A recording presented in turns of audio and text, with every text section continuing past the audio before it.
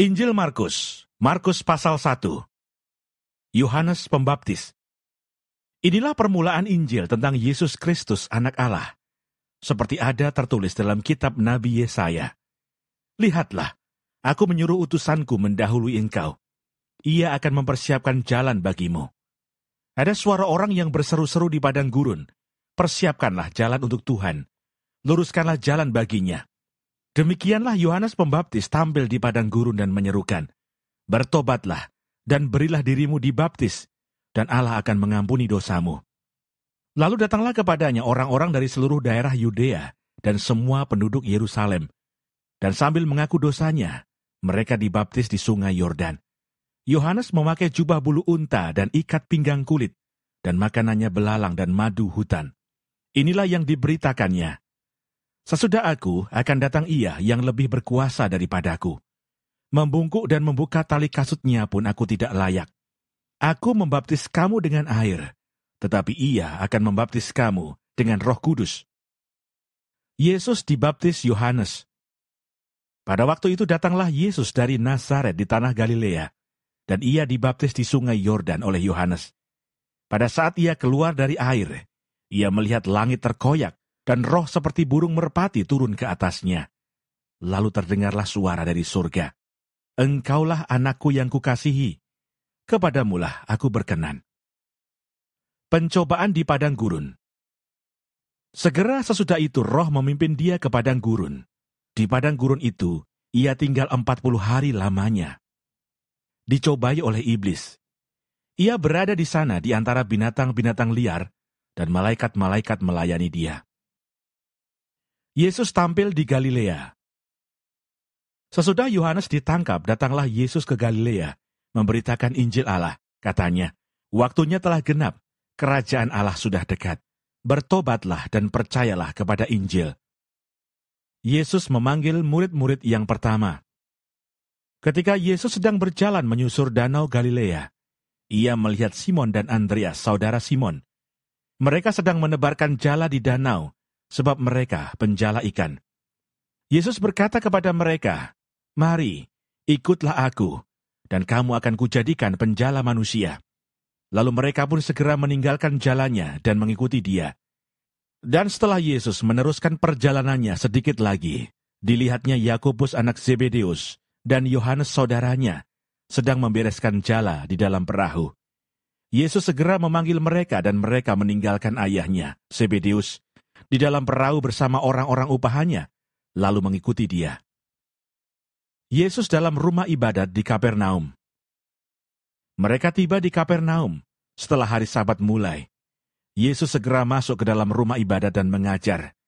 Mereka takjub mendengar pengajarannya, sebab Ia mengajar mereka sebagai orang yang berkuasa, tidak seperti ahli-ahli Taurat. Pada waktu itu di dalam rumah ibadat itu, ada seorang yang kerasukan roh jahat. Orang itu berteriak, "Apa urusanmu dengan kami, hai Yesus orang Nazaret? Engkau datang hendak membinasakan kami. Aku tahu siapa engkau, yang kudus dari Allah." Tetapi Yesus menghardiknya, katanya, "Diam, keluarlah daripadanya." Roh jahat itu menggoncang-goncang orang itu, dan sambil menjerit dengan suara nyaring, ia keluar daripadanya. Mereka semua takjub, sehingga mereka memperbincangkannya, katanya, "Apa ini? Suatu ajaran baru. Ia berkata-kata dengan kuasa. Roh-roh jahat pun diperintahnya, dan mereka taat kepadanya." Lalu tersebarlah dengan cepat kabar tentang Dia ke segala penjuru di seluruh Galilea. Yesus menyembuhkan ibu mertua Petrus dan orang-orang lain. Sekeluarnya dari rumah ibadat itu, Yesus dengan Yakobus dan Yohanes pergi ke rumah Simon dan Andreas. Ibu mertua Simon terbaring karena sakit demam. Mereka segera memberitahukan keadaannya kepada Yesus. Ia pergi ke tempat perempuan itu, dan sambil memegang tangannya, ia membangunkan dia. Lalu lenyaplah demamnya. Kemudian perempuan itu melayani mereka. Menjelang malam, sesudah matahari terbenam, dibawalah kepada Yesus semua orang yang menderita sakit dan yang kerasukan setan. Maka berkerumunlah seluruh penduduk kota itu di depan pintu. Ia menyembuhkan banyak orang yang menderita bermacam-macam penyakit dan mengusir banyak setan. Ia tidak memperbolehkan setan-setan itu berbicara, sebab mereka mengenal Dia. Yesus mengajar di kota-kota lain. Pagi-pagi benar, waktu hari masih gelap, Ia bangun dan pergi keluar. Ia pergi ke tempat yang sunyi dan berdoa di sana. Tetapi Simon dan kawan-kawannya menyusul Dia. Waktu menemukan Dia, mereka berkata, "Semua orang mencari Engkau." Jawabnya, "Marilah kita pergi ke tempat lain, ke kota-kota yang berdekatan, supaya di sana juga aku memberitakan Injil, karena untuk itu aku telah datang." Lalu pergilah Ia ke seluruh Galilea dan memberitakan Injil dalam rumah-rumah ibadat mereka dan mengusir setan-setan. Yesus menyembuhkan seorang yang sakit kusta. Seorang yang sakit kusta datang kepada Yesus, dan sambil berlutut di hadapannya, ia memohon bantuannya, katanya, "Kalau Engkau mau, Engkau dapat mentahirkan aku." Maka tergeraklah hatinya oleh belas kasihan. Lalu ia mengulurkan tangannya, menjamah orang itu dan berkata kepadanya, "Aku mau, jadilah engkau tahir." Seketika itu juga lenyaplah penyakit kusta orang itu, dan ia menjadi tahir. Segera ia menyuruh orang itu pergi dengan peringatan keras. "Ingatlah, janganlah engkau memberitahukan apa-apa tentang hal ini kepada siapapun. Tetapi pergilah, perlihatkanlah dirimu kepada imam, dan persembahkanlah untuk pentahiranmu persembahan yang diperintahkan oleh Musa sebagai bukti bagi mereka." Tetapi orang itu pergi memberitakan peristiwa itu dan menyebarkannya kemana-mana, sehingga Yesus tidak dapat lagi terang-terangan masuk ke dalam kota. Ia tinggal di luar, di tempat-tempat yang sepi, namun orang terus juga datang kepadanya dari segala penjuru. Markus pasal 2. Orang lumpuh disembuhkan. Kemudian, sesudah lewat beberapa hari, waktu Yesus datang lagi ke Kapernaum, tersiarlah kabar bahwa Ia ada di rumah. Maka datanglah orang-orang berkerumun sehingga tidak ada lagi tempat, bahkan di muka pintu pun tidak. Sementara Ia memberitakan firman kepada mereka, ada orang-orang datang membawa kepadanya seorang lumpuh, digotong oleh 4 orang. Tetapi mereka tidak dapat membawanya kepadanya, karena orang banyak itu. Lalu mereka membuka atap yang di atasnya. Sesudah terbuka mereka menurunkan tilam, tempat orang lumpuh itu terbaring. Ketika Yesus melihat iman mereka, berkatalah Ia kepada orang lumpuh itu, "Hai anakku, dosamu sudah diampuni." Tetapi di situ ada juga duduk beberapa ahli Taurat. Mereka berpikir dalam hatinya, "Mengapa orang ini berkata begitu? Ia menghujat Allah. Siapa yang dapat mengampuni dosa selain daripada Allah sendiri?" Tetapi Yesus segera mengetahui dalam hatinya bahwa mereka berpikir demikian. Lalu Ia berkata kepada mereka, "Mengapa kamu berpikir begitu dalam hatimu? Manakah lebih mudah mengatakan kepada orang lumpuh ini, 'Dosamu sudah diampuni,' atau mengatakan, 'Bangunlah, angkatlah tilammu dan berjalan'? Tetapi supaya kamu tahu bahwa di dunia ini Anak Manusia berkuasa mengampuni dosa." Berkatalah Ia kepada orang lumpuh itu, "Kepadamu kukatakan, bangunlah, angkatlah tempat tidurmu, dan pulanglah ke rumahmu." Dan orang itu pun bangun, segera mengangkat tempat tidurnya, dan pergi keluar di hadapan orang-orang itu, sehingga mereka semua takjub, lalu memuliakan Allah, katanya, "Yang begini belum pernah kita lihat." Lewi pemungut cukai mengikut Yesus. Sesudah itu Yesus pergi lagi ke pantai danau, dan seluruh orang banyak datang kepadanya. Lalu Ia mengajar mereka. Kemudian ketika Ia berjalan lewat di situ, Ia melihat Lewi anak Alfeus duduk di rumah cukai. Lalu Ia berkata kepadanya, "Ikutlah aku." Maka berdirilah Lewi lalu mengikuti Dia. Kemudian ketika Yesus makan di rumah orang itu, banyak pemungut cukai dan orang berdosa makan bersama-sama dengan Dia dan murid-muridnya, sebab banyak orang yang mengikuti Dia. Pada waktu ahli-ahli Taurat dari golongan Farisi melihat bahwa Ia makan dengan pemungut cukai dan orang berdosa itu, berkatalah mereka kepada murid-muridnya, "Mengapa Ia makan bersama-sama dengan pemungut cukai dan orang berdosa?" Yesus mendengarnya dan berkata kepada mereka, "Bukan orang sehat yang memerlukan tabib, tetapi orang sakit. Aku datang bukan untuk memanggil orang benar, melainkan orang berdosa." Hal berpuasa. Pada suatu kali, ketika murid-murid Yohanes dan orang-orang Farisi sedang berpuasa, datanglah orang-orang dan mengatakan kepada Yesus, "Mengapa murid-murid Yohanes dan murid-murid orang Farisi berpuasa, tetapi murid-muridmu tidak?" Jawab Yesus kepada mereka, "Dapatkah sahabat-sahabat mempelai laki-laki berpuasa, sedang mempelai itu bersama mereka? Selama mempelai itu bersama mereka, mereka tidak dapat berpuasa. Tetapi waktunya akan datang, mempelai itu diambil dari mereka, dan pada waktu itulah mereka akan berpuasa. Tidak seorang pun menambalkan secari kain yang belum susut pada baju yang tua, karena jika demikian, kain penambal itu akan mencabiknya. Yang baru mencabik yang tua, lalu makin besarlah koyaknya. Demikian juga tidak seorang pun mengisikan anggur yang baru ke dalam kantong kulit yang tua, karena jika demikian, anggur itu akan mengoyakkan kantong itu, sehingga anggur itu dan kantongnya dua-duanya terbuang. Tetapi anggur yang baru hendaknya disimpan dalam kantong yang baru pula." Murid-murid memetik gandum pada hari Sabat. Pada suatu kali, pada hari Sabat, Yesus berjalan di ladang gandum, dan sementara berjalan murid-muridnya memetik bulir gandum. Maka kata orang-orang Farisi kepadanya, "Lihat, mengapa mereka berbuat sesuatu yang tidak diperbolehkan pada hari Sabat?" Jawabnya kepada mereka, "Belum pernahkah kamu baca apa yang dilakukan Daud ketika ia dan mereka yang mengikutinya kekurangan dan kelaparan? Bagaimana ia masuk ke dalam rumah Allah waktu Abiatar menjabat sebagai imam besar, lalu makan roti sajian itu, yang tidak boleh dimakan kecuali oleh imam-imam, dan memberinya juga kepada pengikut-pengikutnya."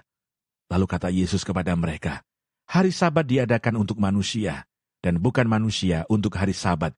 Jadi anak manusia adalah juga Tuhan atas hari Sabat." Markus pasal 3. Yesus menyembuhkan orang pada hari Sabat. Kemudian Yesus masuk lagi ke rumah ibadat. Di situ ada seorang yang mati sebelah tangannya. Mereka mengamati Yesus, kalau ia menyembuhkan orang itu pada hari Sabat, supaya mereka dapat mempersalahkan dia. Kata Yesus kepada orang yang mati sebelah tangannya itu, "Mari, berdirilah di tengah." Kemudian katanya kepada mereka, "Manakah yang diperbolehkan pada hari Sabat, berbuat baik atau berbuat jahat, menyelamatkan nyawa orang atau membunuh orang?" Tetapi mereka itu diam saja. Ia berduka cita karena kedekilan mereka, dan dengan marah ia memandang sekelilingnya kepada mereka. Lalu ia berkata kepada orang itu, "Ulurkanlah tanganmu." Dan ia mengulurkannya, maka sembuhlah tangannya itu. Lalu keluarlah orang-orang Farisi, dan segera bersekongkol dengan orang-orang Herodian untuk membunuh dia. Yesus menyembuhkan banyak orang. Kemudian Yesus dengan murid-muridnya menyingkir ke danau, dan banyak orang dari Galilea mengikutinya. Juga dari Yudea, dari Yerusalem, dari Idumea, dari seberang Yordan, dan dari daerah Tirus dan Sidon, datang banyak orang kepadanya. Sesudah mereka mendengar segala yang dilakukannya, ia menyuruh murid-muridnya menyediakan sebuah perahu baginya, karena orang banyak itu, supaya mereka jangan sampai menghimpitnya.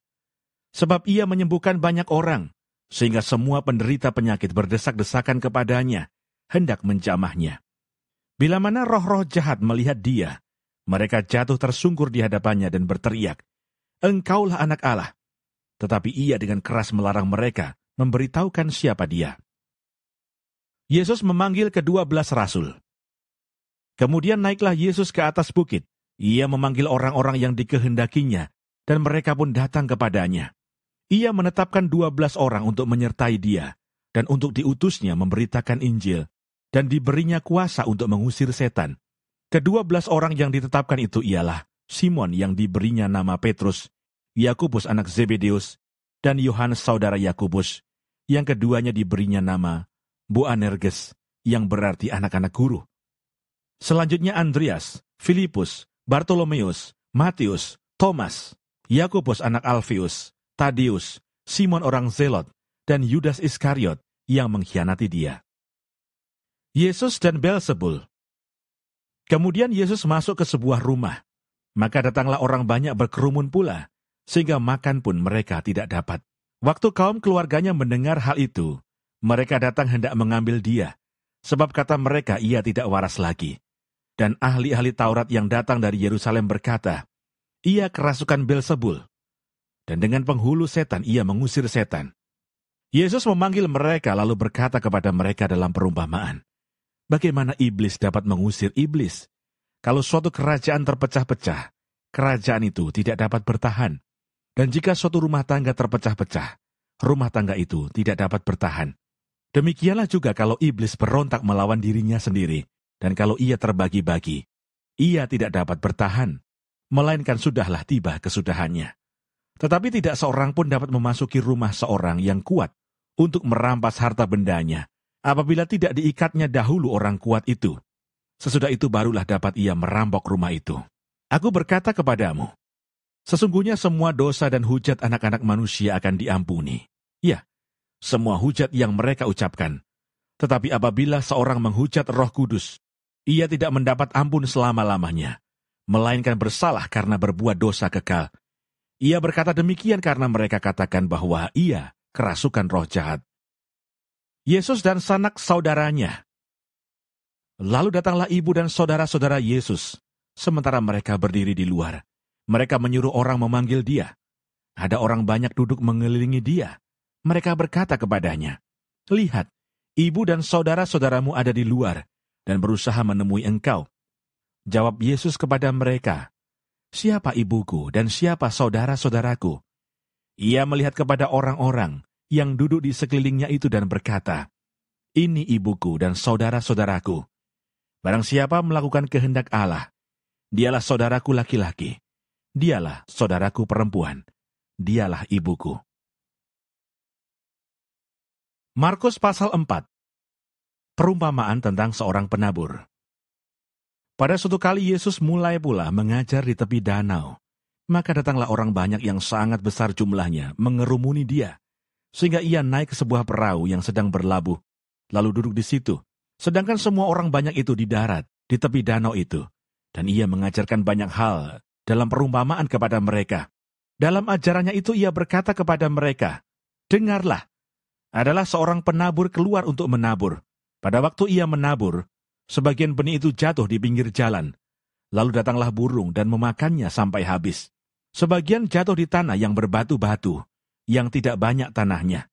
Lalu benih itu pun segera tumbuh karena tanahnya tipis. Tetapi sesudah matahari terbit, layulah ia dan menjadi kering karena tidak berakar. Sebagian lagi jatuh di tengah semak duri. Lalu makin besarlah semak itu dan menghimpitnya sampai mati, sehingga ia tidak berbuah. Dan sebagian jatuh di tanah yang baik. Ia tumbuh dengan suburnya dan berbuah. Hasilnya ada yang 30 kali lipat, ada yang 60 kali lipat, ada yang 100 kali lipat. Dan katanya, siapa yang mempunyai telinga untuk mendengar, hendaklah ia mendengar. Ketika ia sendirian, pengikut-pengikutnya dan ke-12 murid itu menanyakan dia tentang perumpamaan itu. Jawabnya, "Kepadamu telah diberikan rahasia kerajaan Allah.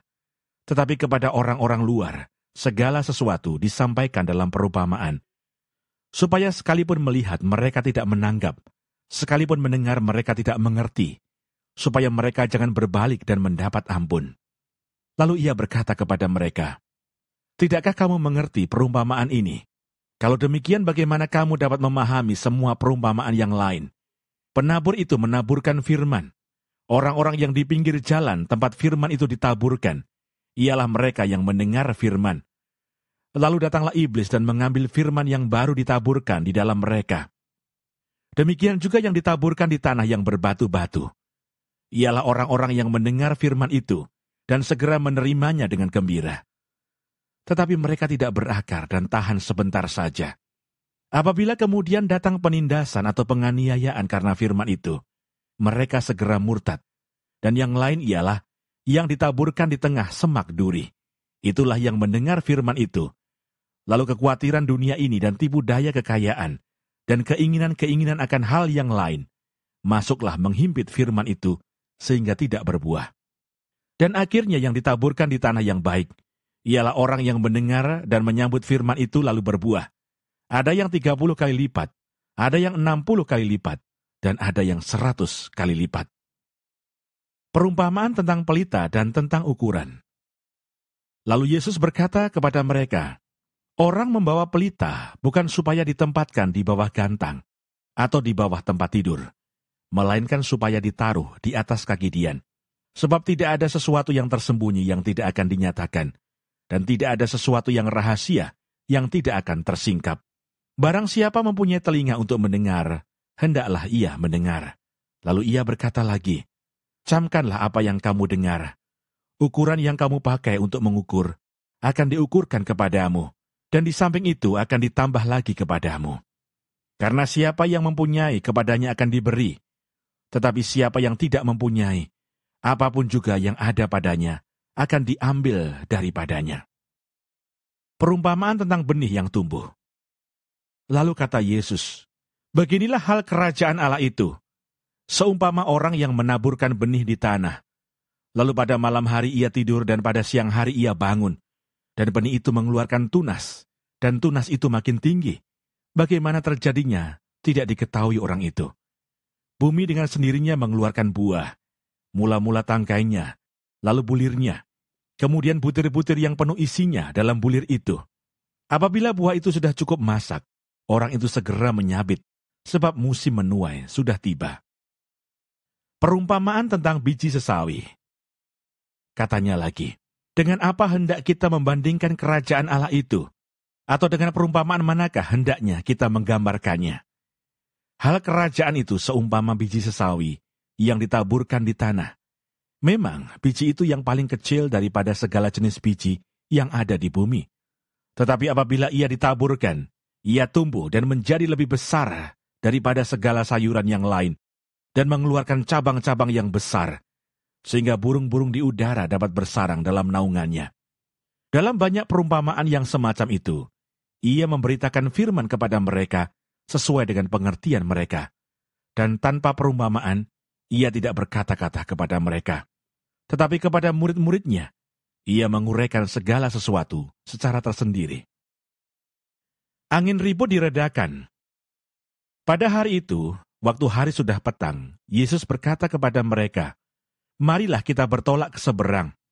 Mereka meninggalkan orang banyak itu lalu bertolak, dan membawa Yesus beserta dengan mereka dalam perahu, di mana Yesus telah duduk, dan perahu-perahu lain juga menyertai dia. Lalu mengamuklah taufan yang sangat dahsyat, dan ombak menyembur masuk ke dalam perahu, sehingga perahu itu mulai penuh dengan air. Pada waktu itu Yesus sedang tidur, di buritan di sebuah tilam. Maka murid-muridnya membangunkan dia dan berkata kepadanya, "Guru, engkau tidak peduli kalau kita binasa." Ia pun bangun, menghardik angin itu dan berkata kepada danau itu, "Diam, tenanglah." Lalu angin itu reda, dan danau itu menjadi teduh sekali. Lalu ia berkata kepada mereka, "Mengapa kamu begitu takut? Mengapa kamu tidak percaya?" Mereka menjadi sangat takut dan berkata seorang kepada yang lain, "Siapa gerangan orang ini, sehingga angin dan danau pun taat kepadanya?" Markus pasal 5. Yesus mengusir roh jahat dari orang Gerasa. Lalu sampailah mereka di seberang danau, di daerah orang Gerasa. Baru saja Yesus turun dari perahu, datanglah seorang yang kerasukan roh jahat dari pekuburan menemui dia. Orang itu diam di sana dan tidak ada seorang pun lagi yang sanggup mengikatnya, sekalipun dengan rantai. Karena sudah sering ia dibelenggu dan dirantai, tetapi rantainya diputuskan dan belenggunya dimusnahkannya, sehingga tidak ada seorang pun yang cukup kuat untuk menjinakkannya. Siang malam ia berkeliaran di pekuburan dan di bukit-bukit sambil berteriak-teriak dan memukuli dirinya dengan batu. Ketika ia melihat Yesus dari jauh, berlarilah ia mendapatkannya, lalu menyembahnya. Dan dengan keras ia berteriak, "Apa urusanmu dengan aku, hai Yesus, Anak Allah yang Maha Tinggi? Demi Allah, jangan siksa aku." Karena sebelumnya Yesus mengatakan kepadanya, "Hai engkau roh jahat, keluar dari orang ini." Kemudian ia berkata kepada orang itu, "Siapa namamu?" Jawabnya, "Namaku Legion, karena kami banyak." Lalu ia memohon dengan sangat supaya Yesus jangan mengusir roh-roh itu keluar dari daerah itu. Adalah di sana di lereng bukit, sejumlah besar babi sedang mencari makan. Lalu roh-roh itu meminta kepadanya, katanya, "Suruhlah kami pindah ke dalam babi-babi itu. Biarkanlah kami memasukinya." Yesus mengabulkan permintaan mereka. Lalu keluarlah roh-roh jahat itu dan memasuki babi-babi itu. Kawanan babi yang kira-kira 2.000 jumlahnya itu terjun dari tepi jurang ke dalam danau dan mati lemas di dalamnya.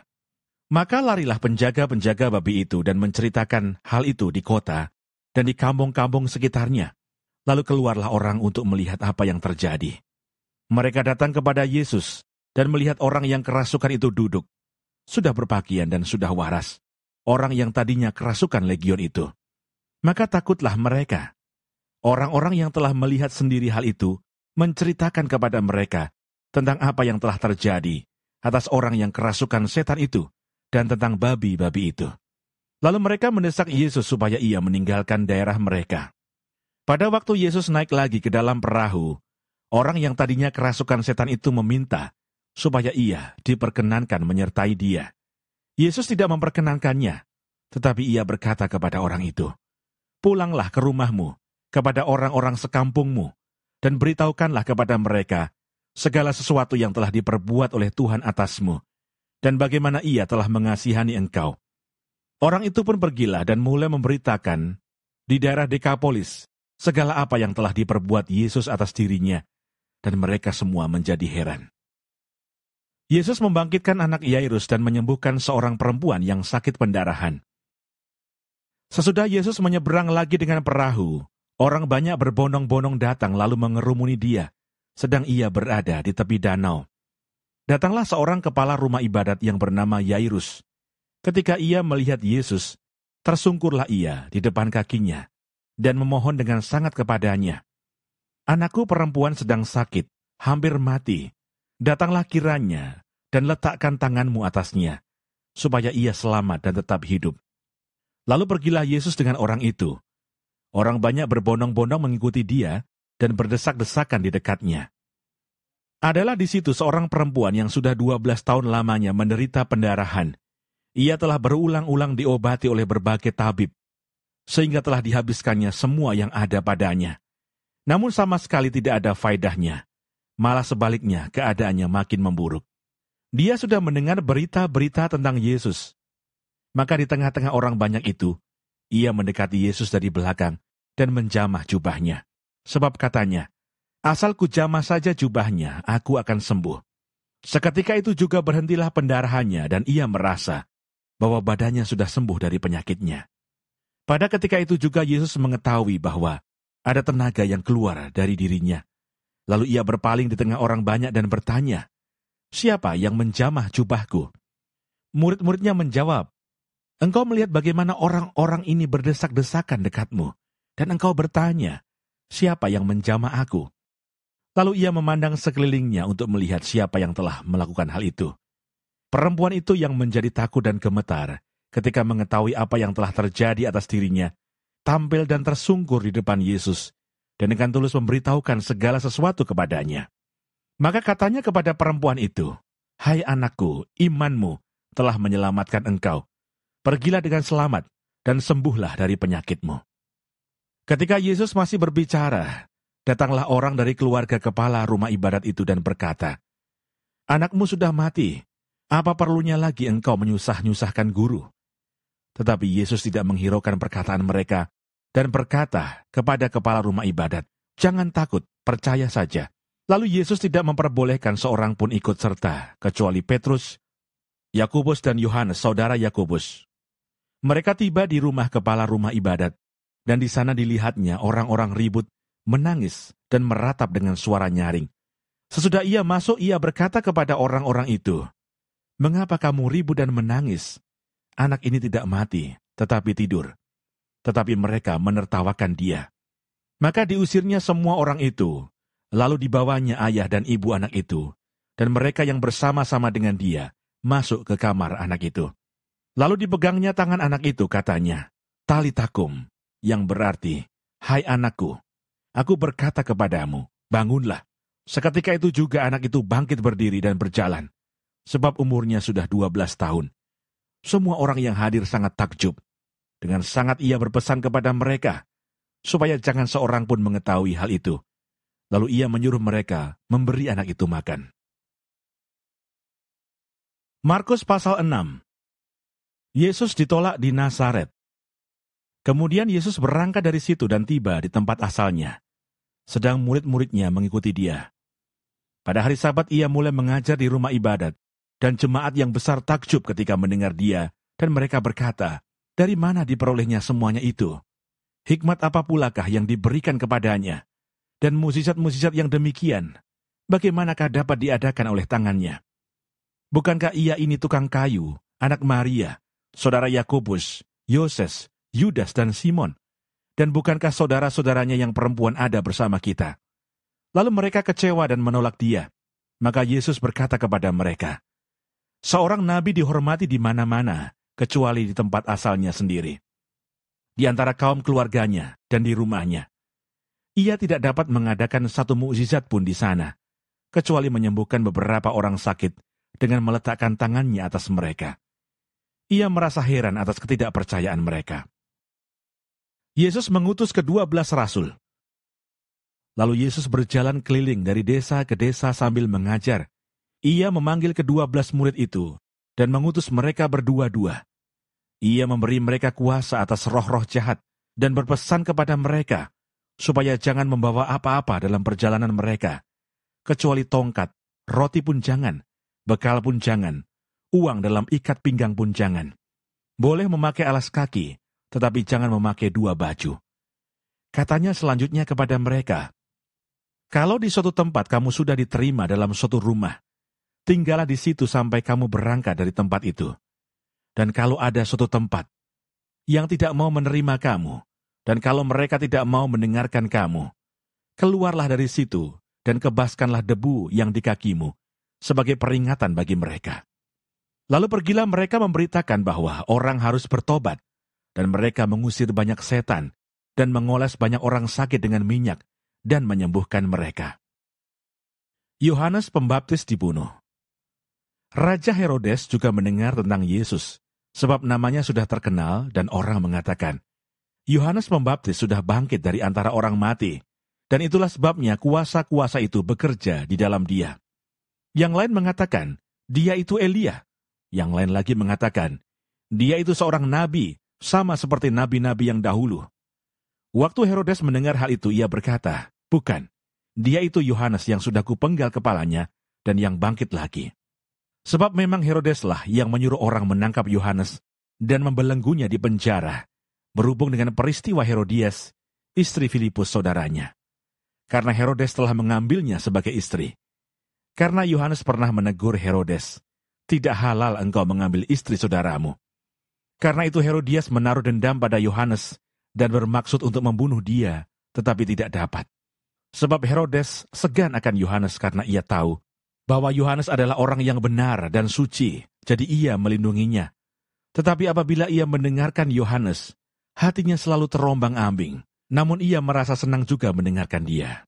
Akhirnya tiba juga kesempatan yang baik bagi Herodias, ketika Herodes pada hari ulang tahunnya mengadakan perjamuan untuk pembesar-pembesarnya, perwira-perwiranya, dan orang-orang terkemuka di Galilea.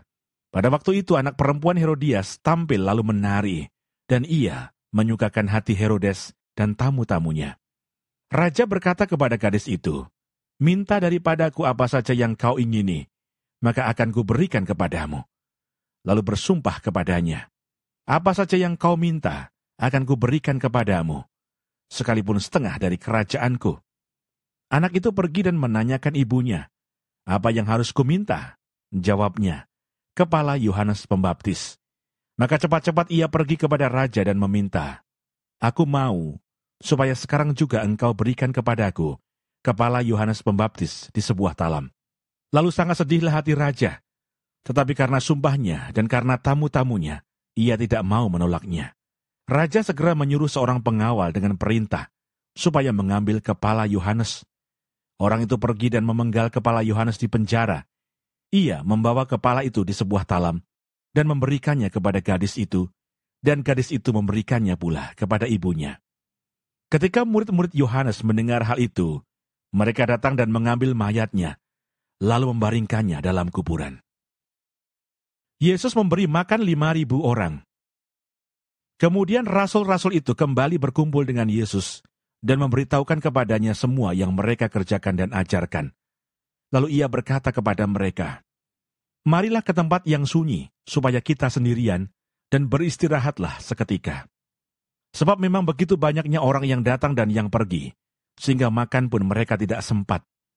Maka berangkatlah mereka untuk mengasingkan diri dengan perahu ke tempat yang sunyi. Tetapi pada waktu mereka bertolak, banyak orang melihat mereka dan mengetahui tujuan mereka. Dengan mengambil jalan darat, segeralah datang orang dari semua kota ke tempat itu, sehingga mendahului mereka. Ketika Yesus mendarat, ia melihat sejumlah besar orang banyak. Maka tergeraklah hatinya oleh belas kasihan kepada mereka, karena mereka seperti domba yang tidak mempunyai gembala. Lalu mulailah ia mengajar banyak hal kepada mereka. Pada waktu hari sudah mulai malam, datanglah murid-muridnya kepadanya dan berkata, "Tempat ini sunyi, dan hari sudah mulai malam. Suruhlah mereka pergi, supaya mereka dapat membeli makanan di desa-desa dan di kampung-kampung di sekitar ini." Tetapi jawabnya, "Kamu harus memberi mereka makan," kata mereka kepadanya. "Jadi haruskah kami membeli roti seharga 200 dinar untuk memberi mereka makan?" Tetapi ia berkata kepada mereka, "Berapa banyak roti yang ada padamu? Cobalah periksa." Sesudah memeriksanya mereka berkata, 5 roti dan 2 ikan. Lalu ia menyuruh orang-orang itu, supaya semua duduk berkelompok-kelompok di atas rumput hijau. Maka duduklah mereka berkelompok-kelompok. Ada yang 100, ada yang 50 orang. Dan setelah ia mengambil 5 roti dan 2 ikan itu, ia menengadah ke langit dan mengucap berkat. Lalu memecah-mecah roti itu dan memberikannya kepada murid-muridnya, supaya dibagi-bagikan kepada orang-orang itu. Begitu juga kedua ikan itu dibagi-bagikannya kepada semua mereka. Dan mereka semuanya makan sampai kenyang. Kemudian orang mengumpulkan potongan-potongan roti 12 bakul penuh, selain daripada sisa-sisa ikan. Yang ikut makan roti itu ada 5.000 orang laki-laki. Yesus berjalan di atas air. Sesudah itu Yesus segera memerintahkan murid-muridnya naik ke perahu dan berangkat lebih dulu ke seberang, ke Betsaida. Sementara itu ia menyuruh orang banyak pulang. Setelah ia berpisah dari mereka, ia pergi ke bukit untuk berdoa.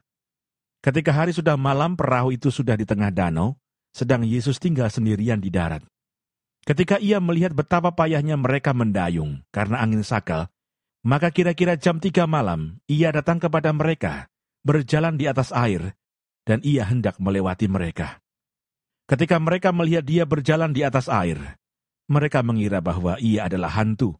Lalu mereka berteriak-teriak, sebab mereka semua melihat dia, dan mereka pun sangat terkejut. Tetapi segera ia berkata kepada mereka, "Tenanglah, aku ini, jangan takut." Lalu ia naik ke perahu mendapatkan mereka, dan angin pun redalah.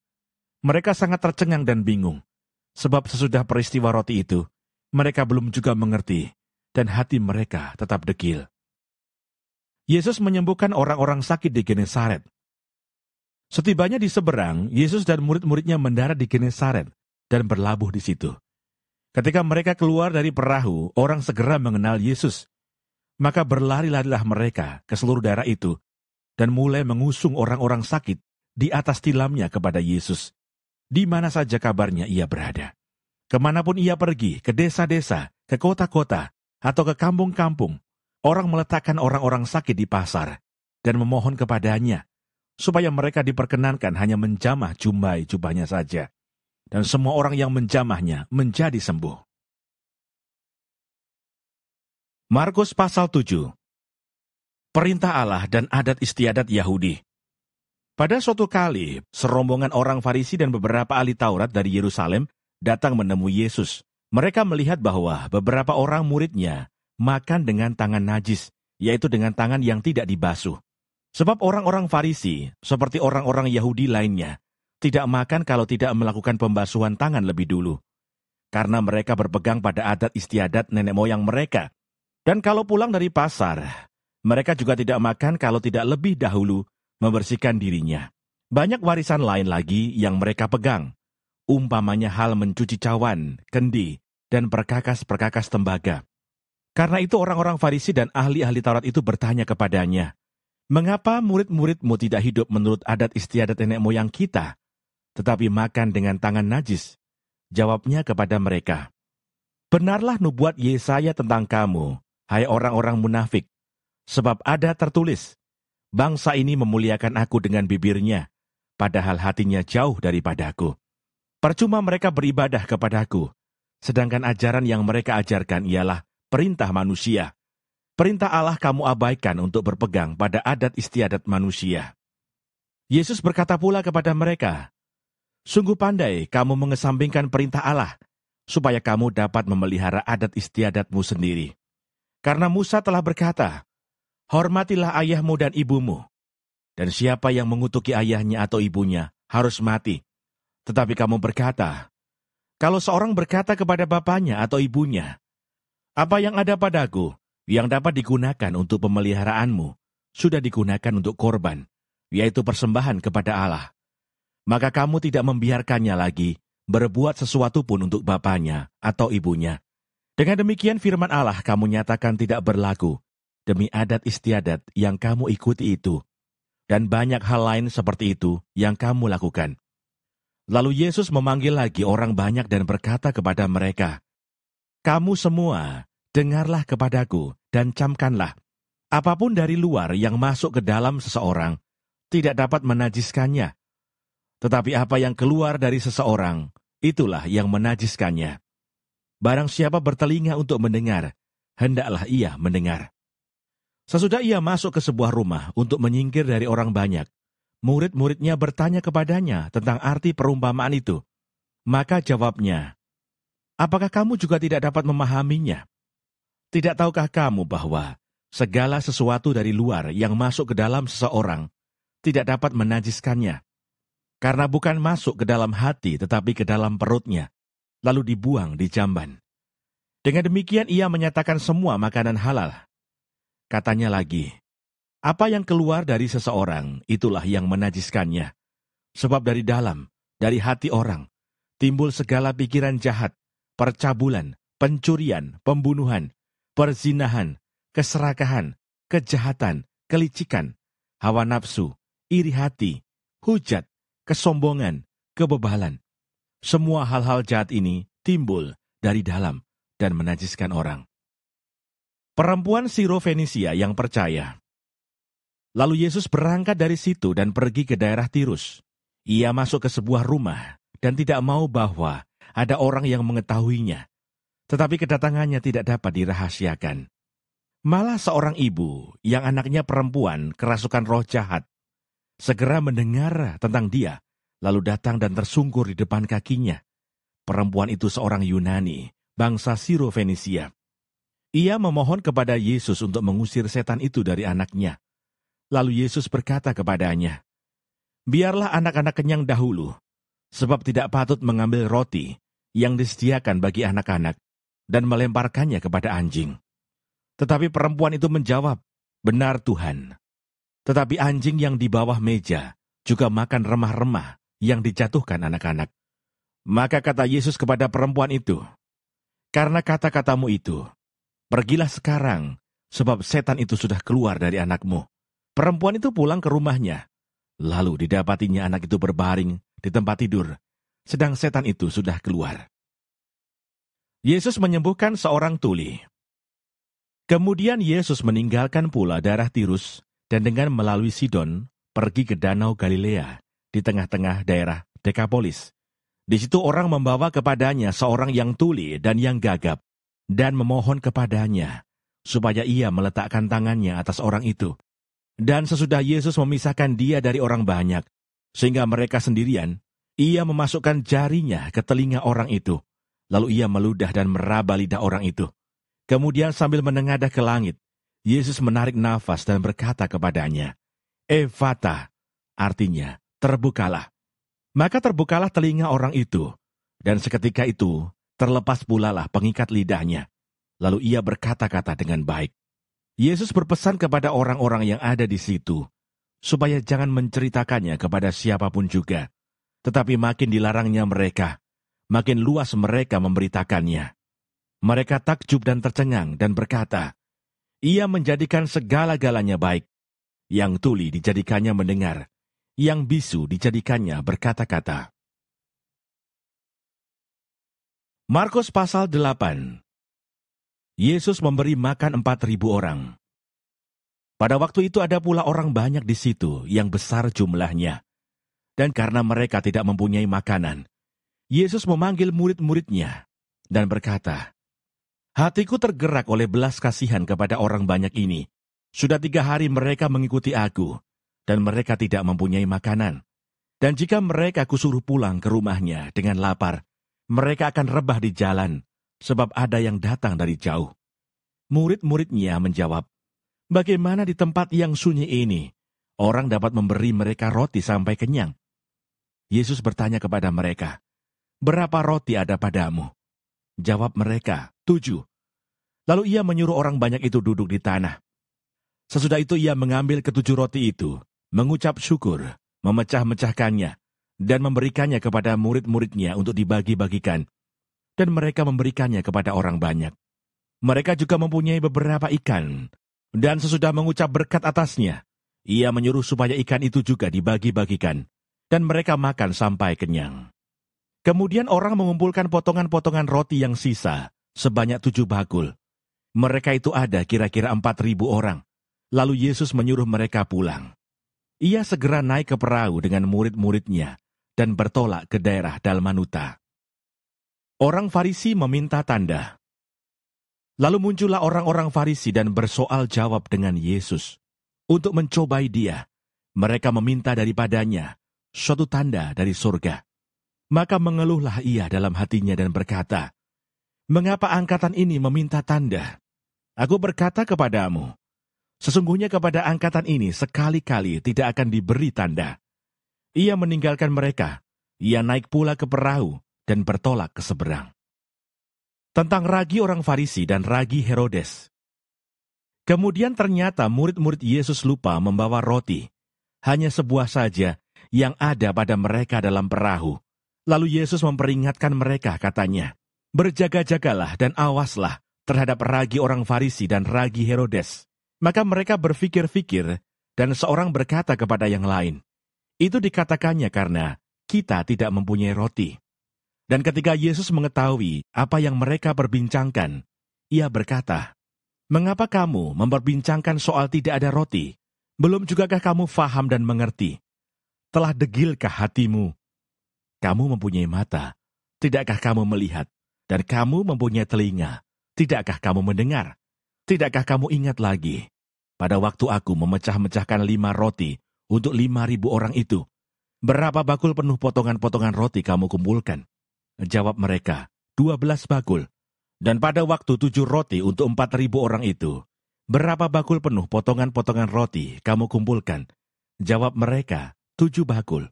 Lalu katanya kepada mereka, masihkah kamu belum mengerti? Yesus menyembuhkan seorang buta di Betsaida.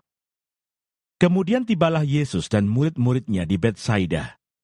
Di situ orang membawa kepada Yesus seorang buta, dan mereka memohon kepadanya supaya ia menjamah dia. Yesus memegang tangan orang buta itu dan membawa dia keluar kampung, lalu ia meludahi mata orang itu dan meletakkan tangannya atasnya dan bertanya, sudahkah kau lihat sesuatu? Orang itu memandang ke depan, lalu berkata, aku melihat orang, sebab melihat mereka berjalan-jalan, tetapi tampaknya seperti pohon-pohon. Yesus meletakkan lagi tangannya pada mata orang itu. Maka orang itu sungguh-sungguh melihat dan telah sembuh. Sehingga ia dapat melihat segala sesuatu dengan jelas. Sesudah itu Yesus menyuruh dia pulang ke rumahnya dan berkata, jangan masuk ke kampung. Pengakuan Petrus. Kemudian Yesus beserta murid-muridnya berangkat ke kampung-kampung di sekitar Kaisarea Filipi. Di tengah jalan ia bertanya kepada murid-muridnya, katanya, kata orang, siapakah aku ini? Jawab mereka, ada yang mengatakan Yohanes Pembaptis, ada juga yang mengatakan Elia, ada pula yang mengatakan seorang dari para nabi. Ia bertanya kepada mereka, tetapi apa katamu? Siapakah aku ini? Maka jawab Petrus, engkau adalah Mesias. Lalu Yesus melarang mereka dengan keras, supaya jangan memberitahukan kepada siapapun tentang dia. Pemberitahuan pertama tentang penderitaan Yesus dan syarat-syarat mengikut dia. Kemudian mulailah Yesus mengajarkan kepada mereka bahwa anak manusia harus menanggung banyak penderitaan dan ditolak oleh tua-tua, imam-imam kepala, dan ahli-ahli Taurat, lalu dibunuh dan bangkit sesudah 3 hari. Hal ini dikatakannya dengan terus terang. Tetapi Petrus menarik Yesus ke samping dan menegur dia. Maka berpalinglah Yesus, dan sambil memandang murid-muridnya, ia memarahi Petrus, katanya, enyahlah iblis, Sebab engkau bukan memikirkan apa yang dipikirkan Allah, melainkan apa yang dipikirkan manusia. Lalu Yesus memanggil orang banyak dan murid-muridnya dan berkata kepada mereka, setiap orang yang mau mengikut aku, ia harus menyangkal dirinya, memikul salibnya, dan mengikut aku. Karena siapa yang mau menyelamatkan nyawanya, ia akan kehilangan nyawanya. Tetapi barang siapa kehilangan nyawanya karena aku dan karena Injil, ia akan menyelamatkannya. Apa gunanya seorang yang memperoleh seluruh dunia, tetapi ia kehilangan nyawanya? Karena apakah yang dapat diberikannya sebagai ganti nyawanya?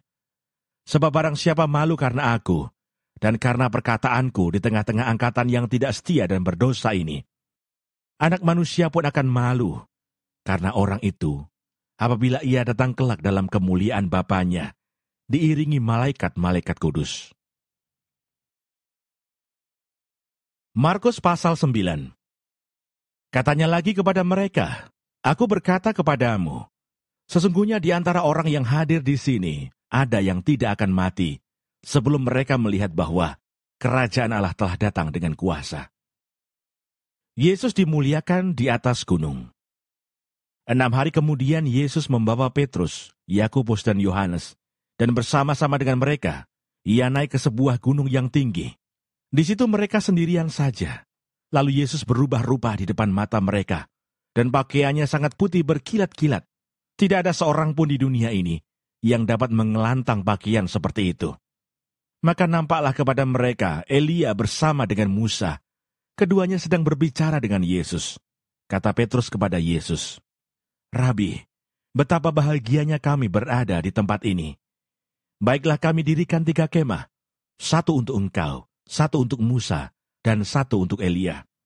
Ia berkata demikian sebab tidak tahu apa yang harus dikatakannya, karena mereka sangat ketakutan. Maka datanglah awan menaungi mereka, dan dari dalam awan itu terdengar suara, inilah anak yang kukasihi, dengarkanlah dia. Dan sekonyong-konyong waktu mereka memandang sekeliling mereka, mereka tidak melihat seorang pun lagi bersama mereka, kecuali Yesus seorang diri. Pada waktu mereka turun dari gunung itu, Yesus berpesan kepada mereka, supaya mereka jangan menceritakan kepada seorang pun apa yang telah mereka lihat itu, sebelum Anak Manusia bangkit dari antara orang mati. Mereka memegang pesan tadi, sambil mempersoalkan di antara mereka, apa yang dimaksud dengan bangkit dari antara orang mati. Lalu mereka bertanya kepadanya, mengapa ahli-ahli Taurat berkata bahwa Elia harus datang dahulu? Jawab Yesus, memang Elia akan datang dahulu dan memulihkan segala sesuatu. Hanya bagaimanakah dengan yang ada tertulis mengenai Anak Manusia, bahwa ia akan banyak menderita dan akan dihinakan. Tetapi aku berkata kepadamu, memang Elia sudah datang, dan orang memperlakukan dia menurut kehendak mereka, sesuai dengan yang ada tertulis tentang dia. Yesus mengusir roh dari seorang anak yang bisu. Ketika Yesus, Petrus, Yakobus, dan Yohanes kembali pada murid-murid lain, mereka melihat orang banyak mengerumuni murid-murid itu, dan beberapa ahli Taurat sedang mempersoalkan sesuatu dengan mereka. Pada waktu orang banyak itu melihat Yesus, tercenganglah mereka semua dan bergegas menyambut dia. Lalu Yesus bertanya kepada mereka, apa yang kamu persoalkan dengan mereka? Kata seorang dari orang banyak itu, Guru, anakku ini kubawa kepadamu, karena ia kerasukan roh yang membisukan dia. Dan setiap kali roh itu menyerang dia, roh itu membantingnya ke tanah. Lalu mulutnya berbusa, giginya bekertakan, dan tubuhnya menjadi kejang. Aku sudah meminta kepada murid-muridmu, supaya mereka mengusir roh itu, tetapi mereka tidak dapat. Maka kata Yesus kepada mereka, hai kamu angkatan yang tidak percaya, berapa lama lagi aku harus tinggal di antara kamu? Berapa lama lagi aku harus sabar terhadap kamu? Bawalah anak itu kemari. Lalu mereka membawanya kepadanya. Waktu roh itu melihat Yesus, anak itu segera digoncang-goncangkannya, dan anak itu terpelanting ke tanah, dan terguling-guling, sedang mulutnya berbusa. Lalu Yesus bertanya kepada ayah anak itu, sudah berapa lama ia mengalami ini? Jawabnya, sejak masa kecilnya, dan seringkali roh itu menyeretnya ke dalam api, ataupun ke dalam air untuk membinasakannya. Sebab itu jika engkau dapat berbuat sesuatu, tolonglah kami dan kasihanilah kami. Jawab Yesus, "Katamu, jika engkau dapat, tidak ada yang mustahil bagi orang yang percaya." Segera ayah itu berteriak, "Aku percaya, tolonglah aku yang tidak percaya ini." Ketika Yesus melihat orang banyak makin datang berkerumun, ia menegur roh jahat itu dengan keras katanya, "Hai, kau roh yang menyebabkan orang menjadi bisu dan tuli. Aku memerintahkan engkau, keluarlah daripada anak ini, dan jangan memasukinya lagi." Lalu keluarlah roh itu sambil berteriak dan menggoncang-goncangkan anak itu dengan hebatnya. Anak itu kelihatannya seperti orang mati, sehingga banyak orang yang berkata, "Ia sudah mati." Tetapi Yesus memegang tangan anak itu dan membangunkannya. Lalu ia bangkit sendiri. Ketika Yesus sudah di rumah dan murid-muridnya sendirian dengan dia, bertanyalah mereka, "Mengapa kami tidak dapat mengusir roh itu?" Jawabnya kepada mereka, "Jenis ini tidak dapat diusir, kecuali dengan berdoa." Pemberitahuan kedua tentang penderitaan Yesus.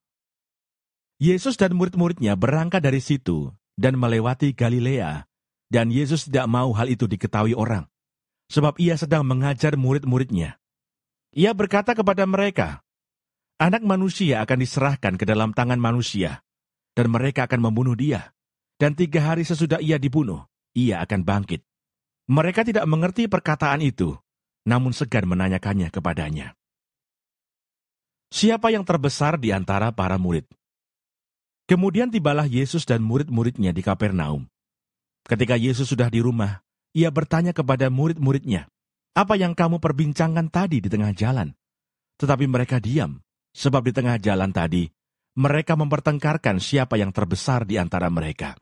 Lalu Yesus duduk dan memanggil ke-12 murid itu. Katanya kepada mereka, "Jika seseorang ingin menjadi yang terdahulu, hendaklah ia menjadi yang terakhir dari semuanya, dan pelayan dari semuanya." Maka Yesus mengambil seorang anak kecil dan menempatkannya di tengah-tengah mereka. Kemudian ia memeluk anak itu dan berkata kepada mereka, "Barang siapa menyambut seorang anak seperti ini dalam nama aku, ia menyambut aku. Dan barang siapa menyambut aku, bukan aku yang disambutnya, tetapi dia yang mengutus aku." Seorang yang bukan murid Yesus mengusir setan. Kata Yohanes kepada Yesus, "Guru, kami lihat seorang yang bukan pengikut kita mengusir setan demi namamu. Lalu kami cegah orang itu karena ia bukan pengikut kita." Tetapi kata Yesus, "Jangan kamu cegah dia, sebab tidak seorang pun yang telah mengadakan mukjizat demi namaku dapat seketika itu juga mengumpat aku. Barang siapa tidak melawan kita, ia ada di pihak kita. Aku berkata kepadamu, sesungguhnya barang siapa memberi kamu minum secangkir air, oleh karena kamu adalah pengikut Kristus, ia tidak akan kehilangan upahnya."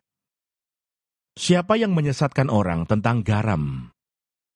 Barang siapa menyesatkan salah satu dari anak-anak kecil yang percaya ini, lebih baik baginya jika sebuah batu kilangan diikatkan pada lehernya, lalu ia dibuang ke dalam laut.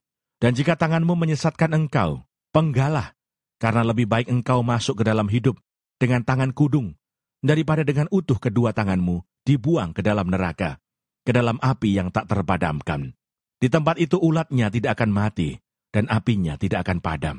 Dan jika kakimu menyesatkan engkau, penggalah, karena lebih baik engkau masuk ke dalam hidup dengan timpang, daripada dengan utuh kedua kakimu dicampakkan ke dalam neraka. Di tempat itu ulatnya tidak akan mati, dan apinya tidak akan padam.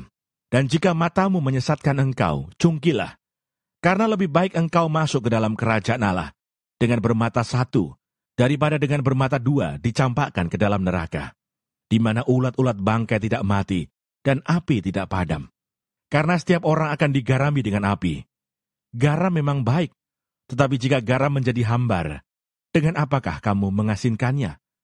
Hendaklah kamu selalu mempunyai garam dalam dirimu, dan selalu hidup berdamai yang seorang dengan yang lain. Markus pasal 10. Perceraian. Dari situ Yesus berangkat ke daerah Yudea dan ke daerah seberang sungai Yordan. Dan di situ pun orang banyak datang mengerumuni dia. Dan seperti biasa ia mengajar mereka pula. Maka datanglah orang-orang Farisi, dan untuk mencoba Yesus mereka bertanya kepadanya, "Apakah seorang suami diperbolehkan menceraikan istrinya?" Tetapi jawabnya kepada mereka, "Apa perintah Musa kepada kamu?" Jawab mereka, "Musa memberi izin untuk menceraikannya dengan membuat surat cerai." Lalu kata Yesus kepada mereka, "Justru karena ketegaran hatimulah, maka Musa menuliskan perintah ini untuk kamu. Sebab pada awal dunia, Allah menjadikan mereka laki-laki dan perempuan. Sebab itu laki-laki akan meninggalkan ayahnya dan ibunya dan bersatu dengan istrinya, sehingga keduanya itu menjadi satu daging. Demikianlah mereka bukan lagi dua, melainkan satu. Karena itu apa yang telah dipersatukan Allah tidak boleh diceraikan manusia." Ketika mereka sudah di rumah, murid-murid itu bertanya pula kepada Yesus tentang hal itu. Lalu katanya kepada mereka, "Barang siapa menceraikan istrinya, lalu kawin dengan perempuan lain, ia hidup dalam perzinahan terhadap istrinya itu. Dan jika si istri menceraikan suaminya dan kawin dengan laki-laki lain, ia berbuat zina." Yesus memberkati anak-anak. Lalu orang membawa anak-anak kecil kepada Yesus, supaya ia menjamah mereka. Akan tetapi murid-muridnya memarahi orang-orang itu. Ketika Yesus melihat hal itu, ia marah dan berkata kepada mereka, "Biarkan anak-anak itu datang kepadaku. Jangan menghalang-halangi mereka. Sebab orang-orang yang seperti itulah yang empunya kerajaan Allah. Aku berkata kepadamu, sesungguhnya barang siapa tidak menyambut kerajaan Allah seperti seorang anak kecil, ia tidak akan masuk ke dalamnya." Lalu ia memeluk anak-anak itu, dan sambil meletakkan tangannya atas mereka, ia memberkati mereka. Orang kaya sukar masuk kerajaan Allah. Pada waktu Yesus berangkat untuk meneruskan perjalanannya, datanglah seorang berlari-lari mendapatkan dia, dan sambil bertelut di hadapannya, ia bertanya, "Guru yang baik, apa yang harus kuperbuat untuk memperoleh hidup yang kekal?" Jawab Yesus, "Mengapa kau katakan aku baik? Tak seorang pun yang baik, selain daripada Allah saja. Engkau tentu mengetahui segala perintah Allah. Jangan membunuh, jangan berzina, jangan mencuri, jangan mengucapkan saksi dusta, jangan mengurangi hak orang, hormatilah ayahmu dan ibumu." Lalu kata orang itu kepadanya, "Guru, semuanya itu telah kuturuti sejak masa mudaku." Tetapi Yesus memandang dia dan menaruh kasih kepadanya, lalu berkata kepadanya, "Hanya satu lagi kekuranganmu.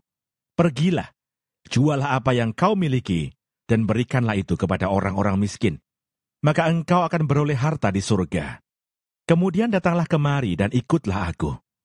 Mendengar perkataan itu, ia menjadi kecewa, lalu pergi dengan sedih, sebab banyak hartanya. Lalu Yesus memandang murid-muridnya di sekelilingnya dan berkata kepada mereka, "Alangkah sukarnya orang yang beruang masuk ke dalam kerajaan Allah." Murid-muridnya tercengang mendengar perkataannya itu. Tetapi Yesus menyambung lagi, "Anak-anakku, alangkah sukarnya masuk ke dalam kerajaan Allah. Lebih mudah seekor unta melewati lubang jarum daripada seorang kaya masuk ke dalam kerajaan Allah." Mereka makin gempar dan berkata seorang kepada yang lain, "Jika demikian, siapakah yang dapat diselamatkan?" Yesus memandang mereka dan berkata, "Bagi manusia, hal itu tidak mungkin, tetapi bukan demikian bagi Allah, sebab segala sesuatu adalah mungkin bagi Allah." Upah mengikut Yesus. Berkatalah Petrus kepada Yesus, "Kami ini telah meninggalkan segala sesuatu dan mengikut Engkau." Jawab Yesus, "Aku berkata kepadamu, sesungguhnya setiap orang yang karena aku dan karena Injil meninggalkan rumahnya, saudaranya laki-laki atau saudaranya perempuan, ibunya atau bapaknya, anak-anaknya atau ladangnya, orang itu sekarang, pada masa ini juga, akan menerima kembali 100 kali lipat. Rumah, saudara laki-laki, saudara perempuan, ibu, anak dan ladang, sekalipun disertai berbagai penganiayaan, dan pada zaman yang akan datang, ia akan menerima hidup yang kekal. Tetapi banyak orang yang terdahulu akan menjadi yang terakhir, dan yang terakhir akan menjadi yang terdahulu." Pemberitahuan ketiga tentang penderitaan Yesus. Yesus dan murid-muridnya sedang dalam perjalanan ke Yerusalem, dan Yesus berjalan di depan. Murid-muridnya merasa cemas, dan juga orang-orang yang mengikuti dia dari belakang merasa takut. Sekali lagi Yesus memanggil ke-12 muridnya, dan ia mulai mengatakan kepada mereka apa yang akan terjadi atas dirinya. Katanya, Sekarang kita pergi ke Yerusalem, dan Anak Manusia akan diserahkan kepada imam-imam kepala dan ahli-ahli Taurat, dan mereka akan menjatuhi dia hukuman mati. Dan mereka akan menyerahkan dia kepada bangsa-bangsa yang tidak mengenal Allah. Dan ia akan diolok-olokkan, diludahi, disesah, dan dibunuh. Dan sesudah 3 hari ia akan bangkit. Permintaan Yakobus dan Yohanes bukan memerintah, melainkan melayani. Lalu Yakobus dan Yohanes, anak-anak Zebedeus, mendekati Yesus dan berkata kepadanya, "Guru, kami harap supaya engkau kiranya mengabulkan suatu permintaan kami." Jawabnya kepada mereka, "Apa yang kamu kehendaki aku perbuat bagimu?" Lalu kata mereka, "Perkenankanlah kami duduk dalam kemuliaan-Mu kelak, yang seorang lagi di sebelah kananmu, dan yang seorang di sebelah kirimu." Tetapi kata Yesus kepada mereka, "Kamu tidak tahu apa yang kamu minta. Dapatkah kamu meminum cawan yang harus kuminum, dan dibaptis dengan baptisan yang harus kuterima?" Jawab mereka, "Kami dapat." Yesus berkata kepada mereka, "Memang, kamu akan meminum cawan yang harus kuminum, dan akan dibaptis dengan baptisan yang harus kuterima. Tetapi hal duduk di sebelah kananku atau di sebelah kiriku, aku tidak berhak memberikannya. Itu akan diberikan kepada orang-orang, bagi siapa itu telah disediakan." Mendengar itu, ke-10 murid yang lain menjadi marah kepada Yakobus dan Yohanes. Tetapi Yesus memanggil mereka lalu berkata, "Kamu tahu bahwa mereka yang disebut pemerintah bangsa-bangsa, memerintah rakyatnya dengan tangan besi, dan pembesar-pembesarnya menjalankan kuasanya dengan keras atas mereka. Tidaklah demikian di antara kamu. Barang siapa ingin menjadi besar di antara kamu, hendaklah ia menjadi pelayanmu. Dan barang siapa ingin menjadi yang terkemuka di antara kamu, hendaklah ia menjadi hamba untuk semuanya. Karena Anak Manusia juga datang, bukan untuk dilayani, melainkan untuk melayani, dan untuk memberikan nyawanya, menjadi tebusan bagi banyak orang." Yesus menyembuhkan Bartimeus. Lalu tibalah Yesus dan murid-muridnya di Yeriko. Dan ketika Yesus keluar dari Yeriko bersama-sama dengan murid-muridnya dan orang banyak yang berbondong-bondong, ada seorang pengemis yang buta bernama Bartimeus, anak Timeus, duduk di pinggir jalan. Ketika didengarnya bahwa itu adalah Yesus orang Nazaret, mulailah ia berseru, "Yesus anak Daud, kasihanilah aku." Banyak orang menegurnya supaya ia diam. Namun semakin keras ia berseru, "Anak Daud, kasihanilah aku." Lalu Yesus berhenti dan berkata, "Panggillah dia." Mereka memanggil orang buta itu dan berkata kepadanya, "Kuatkan hatimu, berdirilah, ia memanggil engkau." Lalu ia menanggalkan jubahnya. Ia segera berdiri dan pergi mendapatkan Yesus. Tanya Yesus kepadanya, "Apa yang kau kehendaki supaya aku perbuat bagimu?" Jawab orang buta itu, "Rabuni, supaya aku dapat melihat." Lalu kata Yesus kepadanya, "Pergilah, imanmu telah menyelamatkan engkau." Pada saat itu juga, melihatlah ia. Lalu ia mengikuti Yesus dalam perjalanannya. Markus pasal 11. Yesus dielu-elukan di Yerusalem. Ketika Yesus dan murid-muridnya telah dekat Yerusalem, dekat Betfage dan Betania yang terletak di Bukit Zaitun, Yesus menyuruh 2 orang muridnya dengan pesan, "Pergilah ke kampung yang di depanmu itu. Pada waktu kamu masuk di situ, kamu akan segera menemukan seekor keledai muda tertambat yang belum pernah ditunggangi orang. Lepaskan keledai itu dan bawalah kemari. Dan jika ada orang mengatakan kepadamu, 'Mengapa kamu lakukan itu?' Jawablah, 'Tuhan memerlukannya. Ia akan segera mengembalikannya ke sini.'" Mereka pun pergi dan menemukan seekor keledai muda tertambat di depan pintu di luar, di pinggir jalan, lalu melepaskannya. Dan beberapa orang yang ada di situ berkata kepada mereka, "Apa maksudnya kamu melepaskan keledai itu?" Lalu mereka menjawab, seperti yang sudah dikatakan Yesus. Maka orang-orang itu membiarkan mereka. Lalu mereka membawa keledai itu kepada Yesus dan mengalasinya dengan pakaian mereka. Kemudian Yesus naik ke atasnya. Banyak orang yang menghamparkan pakaiannya di jalan. Ada pula yang menyebarkan ranting-ranting hijau yang mereka ambil dari ladang. Orang-orang yang berjalan di depan dan mereka yang mengikuti dari belakang berseru, "Hosana, diberkatilah dia yang datang dalam nama Tuhan. Diberkatilah kerajaan yang datang, kerajaan Bapa kita Daud. Hosana di tempat yang maha tinggi." Sesampainya di Yerusalem, ia masuk ke Bait Allah. Di sana ia meninjau semuanya. Tetapi sebab hari sudah hampir malam, ia keluar ke Betania bersama dengan ke-12 muridnya. Yesus mengutuk pohon ara. Keesokan harinya, sesudah Yesus dan ke-12 muridnya meninggalkan Betania, Yesus merasa lapar. Dan dari jauh ia melihat pohon ara yang sudah berdaun. Ia mendekatinya untuk melihat kalau-kalau ia mendapat apa-apa pada pohon itu. Tetapi waktu ia tiba di situ, ia tidak mendapat apa-apa selain daun-daun saja, sebab memang bukan musim buah ara. Maka katanya kepada pohon itu, "Jangan lagi seorang pun makan buahmu selama-lamanya," dan murid-muridnya pun mendengarnya. Yesus menyucikan Bait Allah. Lalu tibalah Yesus dan murid-muridnya di Yerusalem. Sesudah Yesus masuk ke Bait Allah, mulailah ia mengusir orang-orang yang berjual beli di halaman Bait Allah. Meja-meja penukar uang dan bangku-bangku pedagang merpati dibalikannya. Dan ia tidak memperbolehkan orang membawa barang-barang melintasi halaman Bait Allah. Lalu ia mengajar mereka katanya, "Bukankah ada tertulis, rumahku akan disebut rumah doa bagi segala bangsa, tetapi kamu ini telah menjadikannya sarang penyamun." Imam-imam kepala dan ahli-ahli Taurat mendengar tentang peristiwa itu, dan mereka berusaha untuk membinasakan dia, sebab mereka takut kepadanya, melihat seluruh orang banyak takjub akan pengajarannya. Menjelang malam mereka keluar lagi dari kota. Pohon ara yang sudah kering, nasihat Yesus tentang doa. Pagi-pagi ketika Yesus dan murid-muridnya lewat, mereka melihat pohon ara tadi sudah kering sampai ke akar-akarnya. Maka teringatlah Petrus akan apa yang telah terjadi.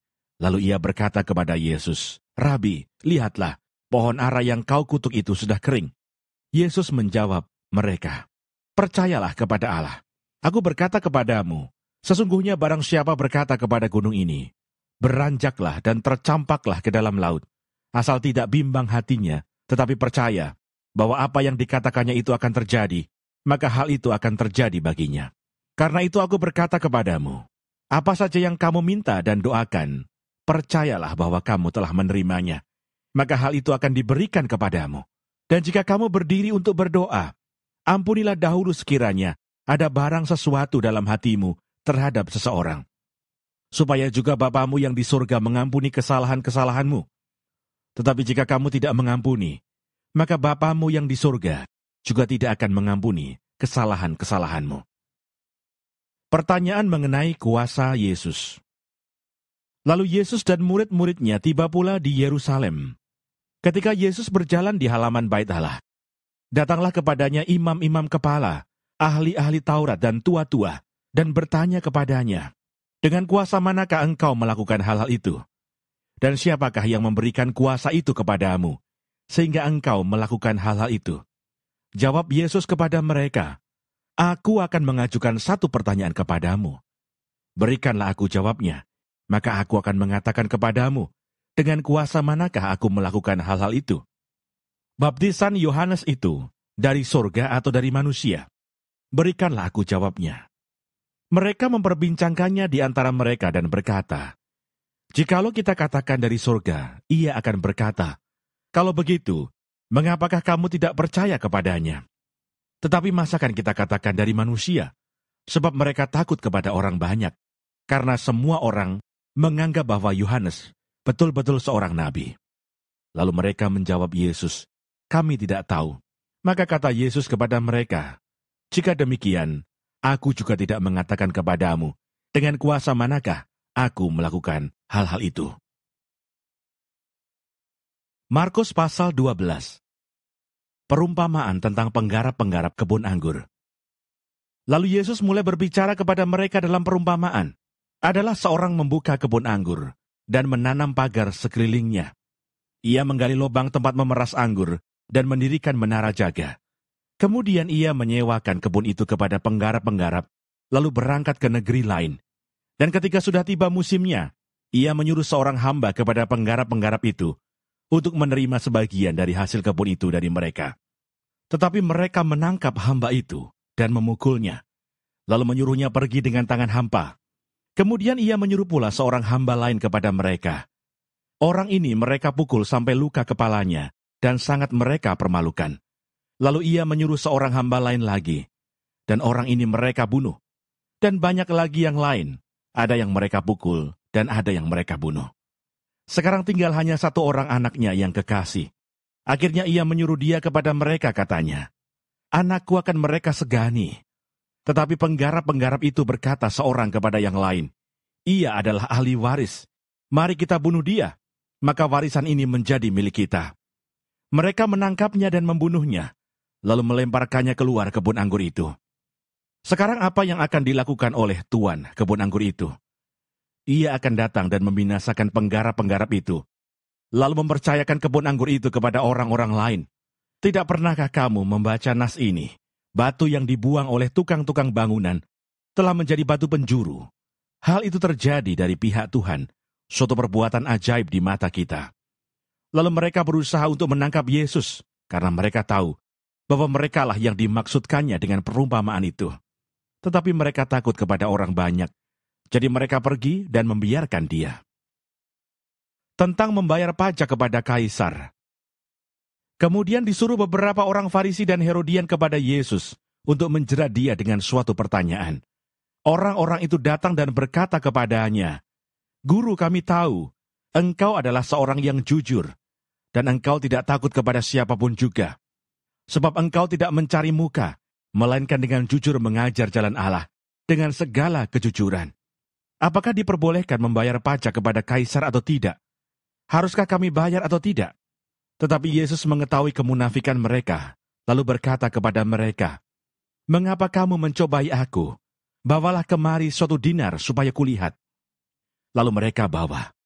Maka ia bertanya kepada mereka, "Gambar dan tulisan siapakah ini?" Jawab mereka, "Gambar dan tulisan Kaisar."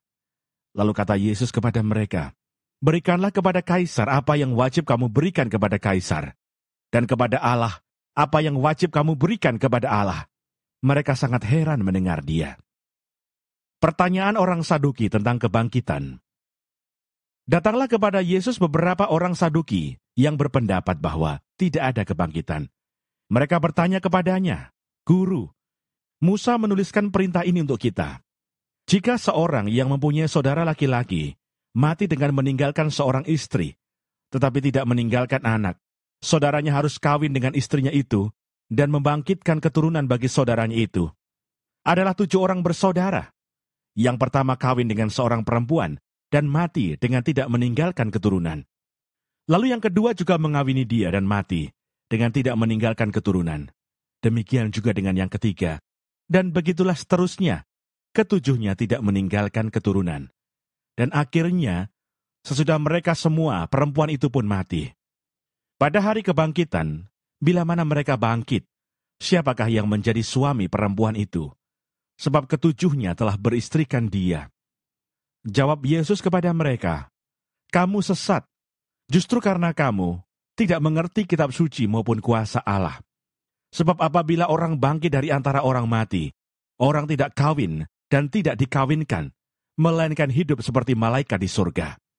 Dan juga tentang bangkitnya orang-orang mati, tidakkah kamu baca dalam kitab Musa, dalam cerita tentang semak duri, bagaimana bunyi firman Allah kepadanya?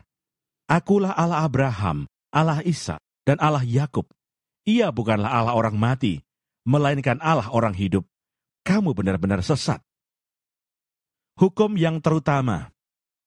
Lalu seorang ahli Taurat yang mendengar Yesus dan orang-orang Saduki bersoal jawab dan tahu bahwa Yesus memberi jawab yang tepat kepada orang-orang itu, datang kepadanya dan bertanya, "Hukum manakah yang paling utama?" Jawab Yesus, "Hukum yang terutama ialah, dengarlah, hai orang Israel, Tuhan Allah kita, Tuhan itu Esa. Kasihilah Tuhan Allahmu dengan segenap hatimu, dan dengan segenap jiwamu, dan dengan segenap akal budimu, dan dengan segenap kekuatanmu. Dan hukum yang kedua ialah, kasihilah sesamamu manusia, seperti dirimu sendiri. Tidak ada hukum lain yang lebih utama daripada kedua hukum ini." Lalu kata ahli Taurat itu kepada Yesus, "Tepat sekali Guru, benar katamu itu bahwa dia Esa, dan bahwa tidak ada yang lain kecuali dia. Memang mengasihi dia dengan segenap hati, dan dengan segenap pengertian, dan dengan segenap kekuatan, dan juga mengasihi sesama manusia seperti diri sendiri adalah jauh lebih utama daripada semua korban bakaran dan korban sembelihan. Yesus melihat bagaimana bijaksananya jawab orang itu, dan ia berkata kepadanya, "Engkau tidak jauh dari kerajaan Allah." Dan seorang pun tidak berani lagi menanyakan sesuatu kepada Yesus. Hubungan antara Yesus dan Daud. Pada suatu kali ketika Yesus mengajar di Bait Allah, ia berkata, bagaimana ahli-ahli Taurat dapat mengatakan bahwa Mesias adalah anak Daud?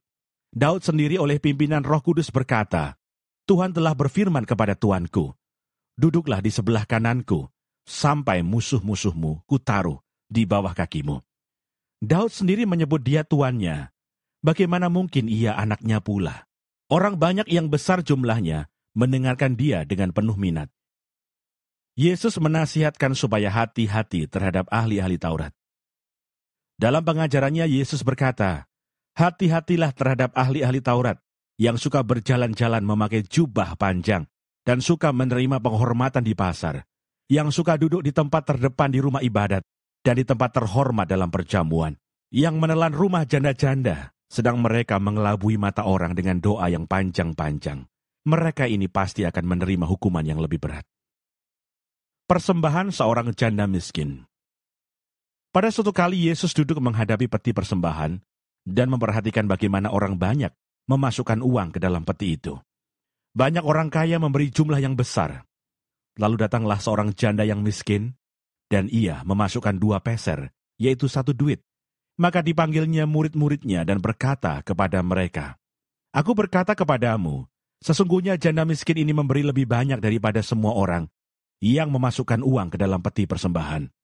Sebab mereka semua memberi dari kelimpahannya, tetapi janda ini memberi dari kekurangannya. Semua yang ada padanya, yaitu seluruh nafkahnya. Markus pasal 13. Khotbah tentang akhir zaman. Bait Allah akan diruntuhkan. Ketika Yesus keluar dari Bait Allah, seorang muridnya berkata kepadanya, Guru, lihatlah betapa kokohnya batu-batu itu, dan betapa megahnya gedung-gedung itu. Lalu Yesus berkata kepadanya, Kau lihat gedung-gedung yang hebat ini? Tidak satu batu pun akan dibiarkan terletak di atas batu yang lain, semuanya akan diruntuhkan. Permulaan penderitaan.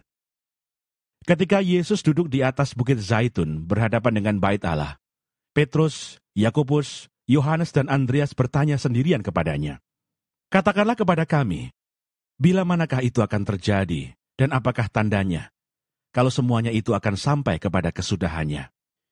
Maka mulailah Yesus berkata kepada mereka, Waspadalah, supaya jangan ada orang yang menyesatkan kamu. Akan datang banyak orang dengan memakai namaku dan berkata, Akulah dia, dan mereka akan menyesatkan banyak orang. Dan apabila kamu mendengar deru perang atau kabar-kabar tentang perang, janganlah kamu gelisah. Semuanya itu harus terjadi, tetapi itu belum kesudahannya. Sebab bangsa akan bangkit melawan bangsa, dan kerajaan melawan kerajaan. Akan terjadi gempa bumi di berbagai tempat, dan akan ada kelaparan. Semua itu barulah permulaan penderitaan menjelang zaman baru. Tetapi kamu ini, hati-hatilah. Kamu akan diserahkan kepada majelis agama, dan kamu akan dipukul di rumah ibadat, dan kamu akan dihadapkan ke muka penguasa-penguasa dan raja-raja karena aku, sebagai kesaksian bagi mereka. Tetapi Injil harus diberitakan dahulu kepada semua bangsa. Dan jika kamu digiring dan diserahkan, janganlah kamu khawatir akan apa yang harus kamu katakan. Tetapi katakanlah apa yang dikaruniakan kepadamu pada saat itu juga. Sebab bukan kamu yang berkata-kata, melainkan Roh Kudus. Seorang saudara akan menyerahkan saudaranya untuk dibunuh. Demikian juga seorang ayah terhadap anaknya. Dan anak-anak akan memberontak terhadap orang tuanya dan akan membunuh mereka. Kamu akan dibenci semua orang oleh karena namaku. Tetapi orang yang bertahan sampai pada kesudahannya, ia akan selamat. Siksaan yang berat dan Mesias-Mesias palsu. Apabila kamu melihat pembinasa keji berdiri di tempat yang tidak sepatutnya, para pembaca hendaklah memperhatikannya, maka orang-orang yang di Yudea haruslah melarikan diri ke pegunungan. Orang yang sedang di peranginan di atas rumah, janganlah ia turun dan masuk untuk mengambil sesuatu dari rumahnya. Dan orang yang sedang di ladang, janganlah ia kembali untuk mengambil pakaiannya. Celakalah ibu-ibu yang sedang hamil atau yang menyusukan bayi pada masa itu. Berdoalah supaya semuanya itu jangan terjadi pada musim dingin. Sebab pada masa itu akan terjadi siksaan seperti yang belum pernah terjadi sejak awal dunia yang diciptakan Allah sampai sekarang dan yang tidak akan terjadi lagi. Dan sekiranya Tuhan tidak mempersingkat waktunya, maka dari segala yang hidup tidak akan ada yang selamat. Akan tetapi oleh karena orang-orang pilihan yang telah dipilihnya, Tuhan mempersingkat waktunya. Pada waktu itu jika orang berkata kepada kamu, "Lihat, Mesias ada di sini," atau "Lihat, Mesias ada di sana," jangan kamu percaya. Sebab Mesias-Mesias palsu dan nabi-nabi palsu akan muncul dan mereka akan mengadakan tanda-tanda dan mukjizat-mukjizat dengan maksud sekiranya mungkin menyesatkan orang-orang pilihan. Hati-hatilah kamu. Aku sudah terlebih dahulu mengatakan semuanya ini kepada kamu. Kedatangan Anak Manusia, perumpamaan tentang pohon ara. Tetapi pada masa itu, sesudah siksaan itu, matahari akan menjadi gelap dan bulan tidak bercahaya, dan bintang-bintang akan berjatuhan dari langit, dan kuasa-kuasa langit akan goncang. Pada waktu itu orang akan melihat Anak Manusia datang dalam awan-awan, dengan segala kekuasaan dan kemuliaannya. Dan pada waktu itu pun, ia akan menyuruh keluar malaikat-malaikatnya, dan akan mengumpulkan orang-orang pilihannya dari keempat penjuru bumi, dari ujung bumi sampai ke ujung langit. Tariklah pelajaran dari perumpamaan tentang pohon ara. Apabila ranting-rantingnya melembut dan mulai bertunas, kamu tahu bahwa musim panas sudah dekat. Demikian juga jika kamu lihat hal-hal itu terjadi, ketahuilah bahwa waktunya sudah dekat, sudah di ambang pintu. Aku berkata kepadamu, sesungguhnya angkatan ini tidak akan berlalu sebelum semuanya itu terjadi. Langit dan bumi akan berlalu, tetapi perkataanku tidak akan berlalu. Tetapi tentang hari atau saat itu, tidak seorang pun yang tahu. Malaikat-malaikat di sorga tidak, dan anak pun tidak, hanya Bapa saja. Nasihat supaya berjaga-jaga. Hati-hatilah dan berjaga-jagalah. Sebab kamu tidak tahu bila manakah waktunya tiba. Dan halnya sama seperti seorang yang bepergian, yang meninggalkan rumahnya, dan menyerahkan tanggung jawab kepada hamba-hambanya, masing-masing dengan tugasnya, dan memerintahkan penunggu pintu supaya berjaga-jaga. Karena itu berjaga-jagalah, sebab kamu tidak tahu bila manakah tuan rumah itu pulang, menjelang malam, atau tengah malam, atau larut malam, atau pagi-pagi buta, supaya kalau ia tiba-tiba datang, jangan kamu didapatinya sedang tidur. Apa yang kukatakan kepada kamu, kukatakan kepada semua orang, berjaga-jagalah. Markus pasal 14.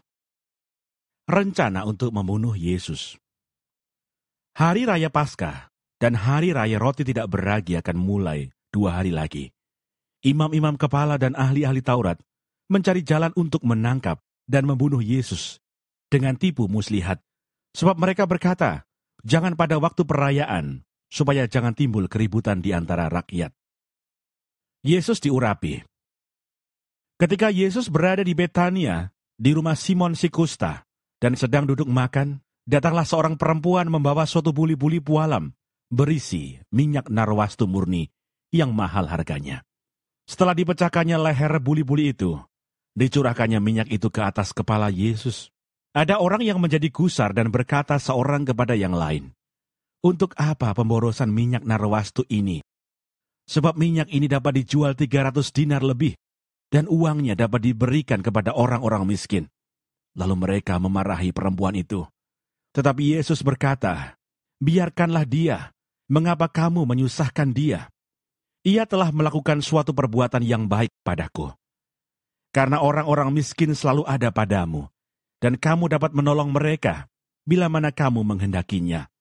Tetapi aku tidak akan selalu bersama-sama kamu." Ia telah melakukan apa yang dapat dilakukannya. Tubuhku telah diminyakinya sebagai persiapan untuk penguburanku. Aku berkata kepadamu, sesungguhnya di mana saja Injil diberitakan di seluruh dunia, apa yang dilakukannya ini akan disebut juga untuk mengingat dia. Yudas mengkhianati Yesus. Lalu pergilah Yudas Iskariot, salah seorang dari ke-12 murid itu, kepada imam-imam kepala dengan maksud untuk menyerahkan Yesus kepada mereka. Mereka sangat gembira waktu mendengarnya, dan mereka berjanji akan memberikan uang kepadanya. Kemudian ia mencari kesempatan yang baik untuk menyerahkan Yesus. Yesus makan Paskah dengan murid-muridnya.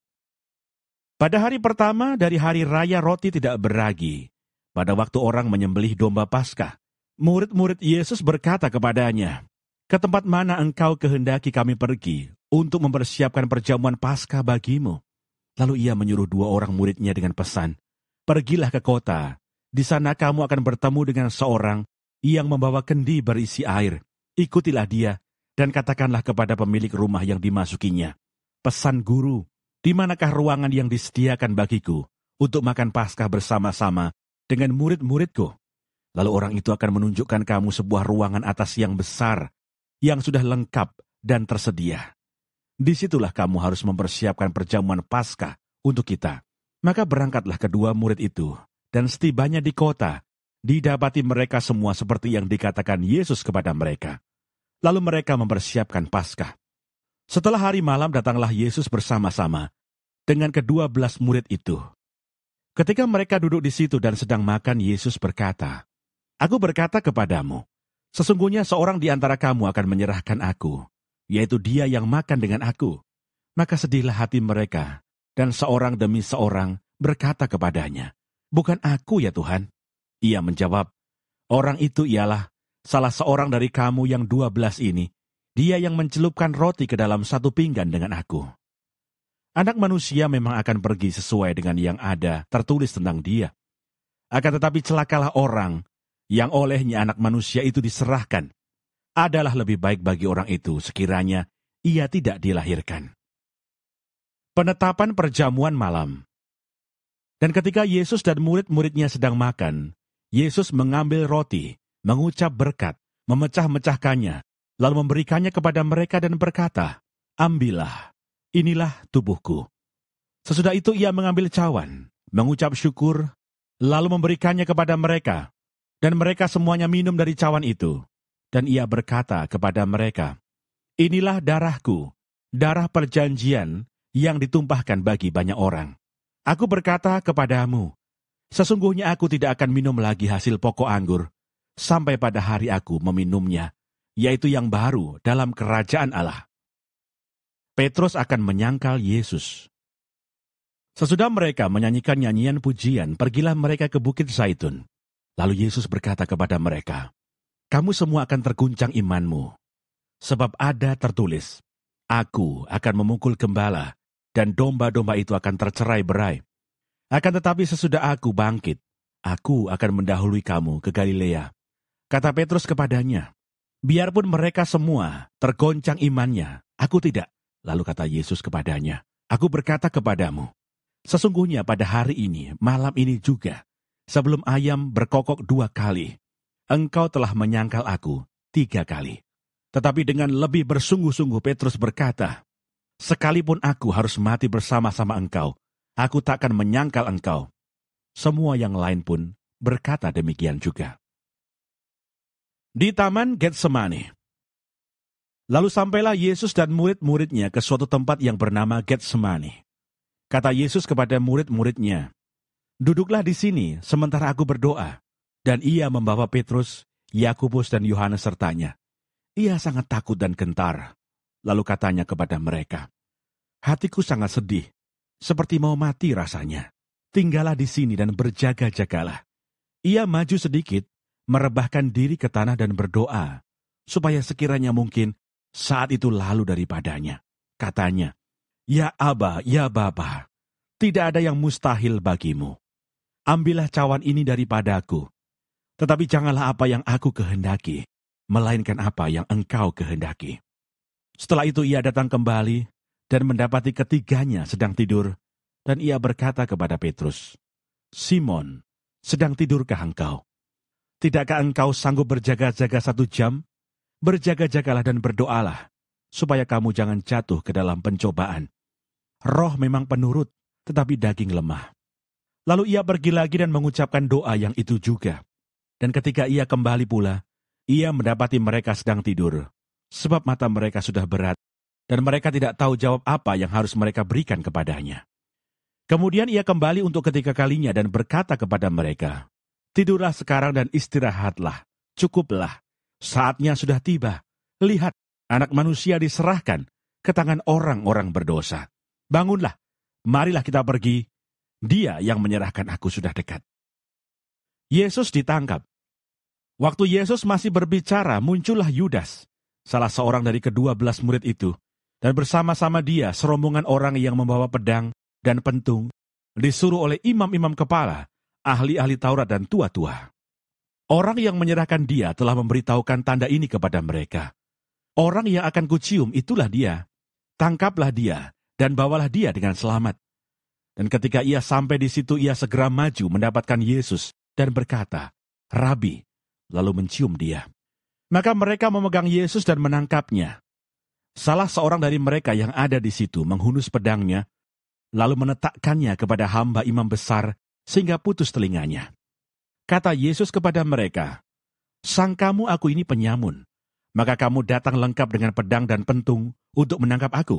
Padahal tiap-tiap hari aku ada di tengah-tengah kamu, mengajar di bait Allah, dan kamu tidak menangkap aku. Tetapi haruslah digenapi yang tertulis dalam kitab suci." Lalu semua murid itu meninggalkan dia dan melarikan diri. Ada seorang muda yang pada waktu itu hanya memakai sehelai kain lenan untuk menutup badannya, mengikuti dia. Mereka hendak menangkapnya, tetapi ia melepaskan kainnya dan lari dengan telanjang. Yesus di hadapan mahkamah agama. Kemudian Yesus dibawa menghadap imam besar. Lalu semua imam kepala, tua-tua dan ahli Taurat berkumpul di situ. Dan Petrus mengikuti dia dari jauh sampai ke dalam halaman imam besar, dan di sana ia duduk di antara pengawal-pengawal sambil berdiam dekat api. Imam-imam kepala malah seluruh mahkamah agama mencari kesaksian terhadap Yesus supaya ia dapat dihukum mati. Tetapi mereka tidak memperolehnya. Banyak juga orang yang mengucapkan kesaksian palsu terhadap dia. Tetapi kesaksian-kesaksian itu tidak sesuai yang satu dengan yang lain. Lalu beberapa orang naik saksi melawan dia dengan tuduhan palsu ini. "Kami sudah mendengar orang ini berkata, 'Aku akan merubuhkan bait suci buatan tangan manusia ini, dan dalam 3 hari akan kudirikan yang lain, yang bukan buatan tangan manusia.' Dalam hal ini pun kesaksian mereka tidak sesuai yang satu dengan yang lain." Maka imam besar bangkit berdiri di tengah-tengah sidang dan bertanya kepada Yesus, katanya, "Tidakkah engkau memberi jawab atas tuduhan-tuduhan saksi-saksi ini terhadap engkau?" Tetapi ia tetap diam dan tidak menjawab apa-apa. Imam besar itu bertanya kepadanya sekali lagi, katanya, "Apakah engkau Mesias, anak dari yang terpuji?" Jawab Yesus, "Akulah dia. Dan kamu akan melihat Anak Manusia duduk di sebelah kanan yang Maha Kuasa dan datang di tengah-tengah awan-awan di langit." Maka imam besar itu mengoyakkan pakaiannya dan berkata, "Untuk apa kita perlu saksi lagi? Kamu sudah mendengar hujatnya terhadap Allah. Bagaimana pendapat kamu?" Lalu dengan suara bulat mereka memutuskan bahwa dia harus dihukum mati. Lalu mulailah beberapa orang meludahi dia dan menutupi mukanya dan meninjunya sambil berkata kepadanya, "Hai Nabi, cobalah terka." Malah para pengawal pun memukul dia. Petrus menyangkal Yesus. Pada waktu itu Petrus masih ada di bawah di halaman. Lalu datanglah seorang hamba perempuan imam besar, dan ketika perempuan itu melihat Petrus sedang berdiam, ia menatap mukanya dan berkata, "Engkau juga selalu bersama-sama dengan Yesus orang Nazaret itu."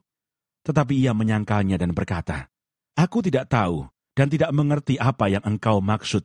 Lalu ia pergi ke serambi muka dan berkokoklah ayam. Ketika hamba perempuan itu melihat Petrus lagi, berkatalah ia pula kepada orang-orang yang ada di situ, "Orang ini adalah salah seorang dari mereka." Tetapi Petrus menyangkalnya pula. Tidak lama kemudian orang-orang yang ada di situ berkata juga kepada Petrus, "Engkau ini pasti salah seorang dari mereka, apalagi engkau seorang Galilea." Maka mulailah Petrus mengutuk dan bersumpah, "Aku tidak kenal orang yang kamu sebut-sebut ini." Dan pada saat itu berkokoklah ayam untuk kedua kalinya. Maka teringatlah Petrus bahwa Yesus telah berkata kepadanya, Sebelum ayam berkokok 2 kali, engkau telah menyangkal aku 3 kali. Lalu menangislah ia terseduh-seduh. Markus pasal 15. Yesus di hadapan Pilatus. Pagi-pagi benar, imam-imam kepala bersama tua-tua dan ahli-ahli Taurat dan seluruh mahkamah agama sudah bulat mempakatnya. Mereka membelenggu Yesus, lalu membawanya dan menyerahkannya kepada Pilatus. Pilatus bertanya kepadanya, "Engkaukah raja orang Yahudi?" Jawab Yesus, "Engkau sendiri mengatakannya."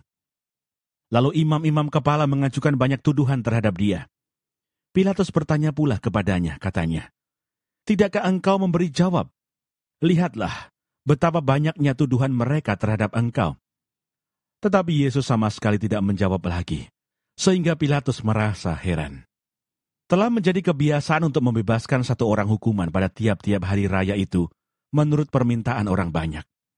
Dan pada waktu itu adalah seorang yang bernama Barabas, sedang dipenjarakan bersama beberapa orang pemberontak lainnya. Mereka telah melakukan pembunuhan dalam pemberontakan. Maka datanglah orang banyak dan meminta supaya sekarang kebiasaan itu diikuti juga. Pilatus menjawab mereka dan bertanya, "Apakah kamu menghendaki supaya kubebaskan raja orang Yahudi ini?"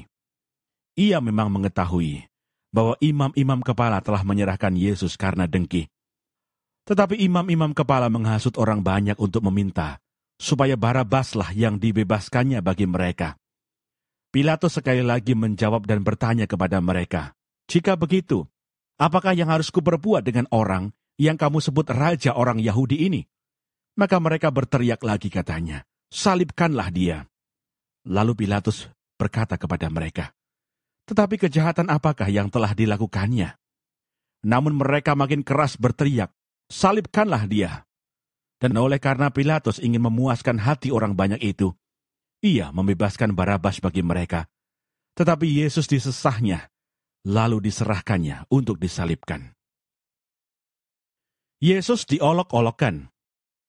Kemudian serdadu-serdadu membawa Yesus ke dalam istana, yaitu gedung pengadilan, dan memanggil seluruh pasukan berkumpul. Mereka mengenakan jubah ungu kepadanya, menganyam sebuah mahkota duri, dan menaruhnya di atas kepalanya.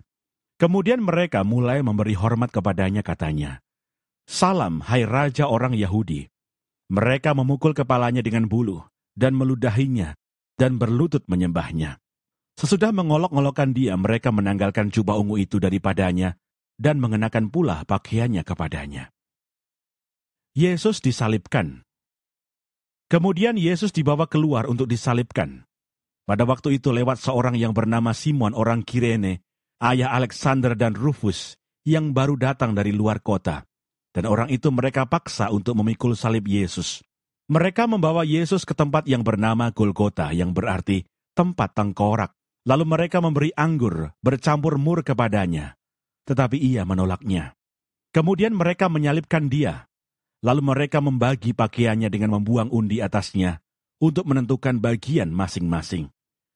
Hari jam 9 ketika ia disalibkan, dan alasan mengapa ia dihukum disebut pada tulisan yang terpasang di situ, Raja orang Yahudi. Bersama dengan dia disalibkan 2 orang penyamun, seorang di sebelah kanannya dan seorang di sebelah kirinya. Demikian genaplah nas Alkitab yang berbunyi, ia akan terhitung di antara orang-orang durhaka. Orang-orang yang lewat di sana menghujat dia dan sambil menggelengkan kepala mereka berkata, "Hai engkau yang mau merubuhkan bait suci dan mau membangunnya kembali dalam 3 hari, turunlah dari salib itu dan selamatkan dirimu." Demikian juga imam-imam kepala bersama-sama ahli Taurat mengolok-olokkan dia di antara mereka sendiri dan mereka berkata, "Orang lain ia selamatkan, tetapi dirinya sendiri tidak dapat ia selamatkan. Baiklah Mesias, Raja Israel itu, turun dari salib itu, supaya kita lihat dan percaya." Bahkan kedua orang yang disalibkan bersama-sama dengan dia, mencela dia juga. Yesus mati. Pada jam 12, kegelapan meliputi seluruh daerah itu dan berlangsung sampai jam 3. Dan pada jam 3, berserulah Yesus dengan suara nyaring, "Eloi, Eloi, lama sabachthani." yang berarti, "Allahku, Allahku, mengapa engkau meninggalkan aku?" Mendengar itu beberapa orang yang berdiri di situ berkata, "Lihat, ia memanggil Elia." Maka datanglah seorang dengan bunga karang, mencelupkannya ke dalam anggur asam, lalu mencucukkannya pada sebatang buluh, dan memberi Yesus minum, serta berkata, "Baiklah, kita tunggu dan melihat apakah Elia datang untuk menurunkan dia." Lalu berserulah Yesus dengan suara nyaring dan menyerahkan nyawanya. Ketika itu tabir bait suci terbelah dua dari atas sampai ke bawah. Waktu kepala pasukan yang berdiri berhadapan dengan dia melihat matinya demikian, berkatalah ia, "Sungguh, orang ini adalah Anak Allah." Ada juga beberapa perempuan yang melihat dari jauh, di antaranya Maria Magdalena, Maria ibu Yakobus muda, dan Yoses, serta Salome. Mereka semuanya telah mengikuti Yesus dan melayaninya waktu ia di Galilea. Dan ada juga di situ banyak perempuan lain yang telah datang ke Yerusalem bersama-sama dengan Yesus. Yesus dikuburkan. Sementara itu hari mulai malam, dan hari itu adalah hari persiapan, yaitu hari menjelang Sabat. Karena itu Yusuf, orang Arimatea, seorang anggota majelis besar yang terkemuka, yang juga menanti-nantikan kerajaan Allah, memberanikan diri menghadap Pilatus dan meminta mayat Yesus. Pilatus heran waktu mendengar bahwa Yesus sudah mati. Maka ia memanggil kepala pasukan dan bertanya kepadanya, apakah Yesus sudah mati? Sesudah didengarnya keterangan kepala pasukan, ia berkenan memberikan mayat itu kepada Yusuf. Yusuf pun membeli kain lenan. Kemudian ia menurunkan mayat Yesus dari salib dan mengapaninya dengan kain lenan itu. Lalu ia membaringkan dia di dalam kubur yang digali di dalam bukit batu. Kemudian digulingkannya sebuah batu ke pintu kubur itu. Maria Magdalena dan Maria ibu Yoses melihat di mana Yesus dibaringkan. Markus pasal 16. Kebangkitan Yesus.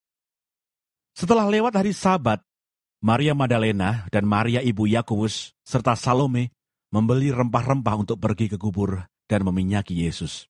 Dan pagi-pagi benar pada hari pertama minggu itu, setelah matahari terbit pergilah mereka ke kubur.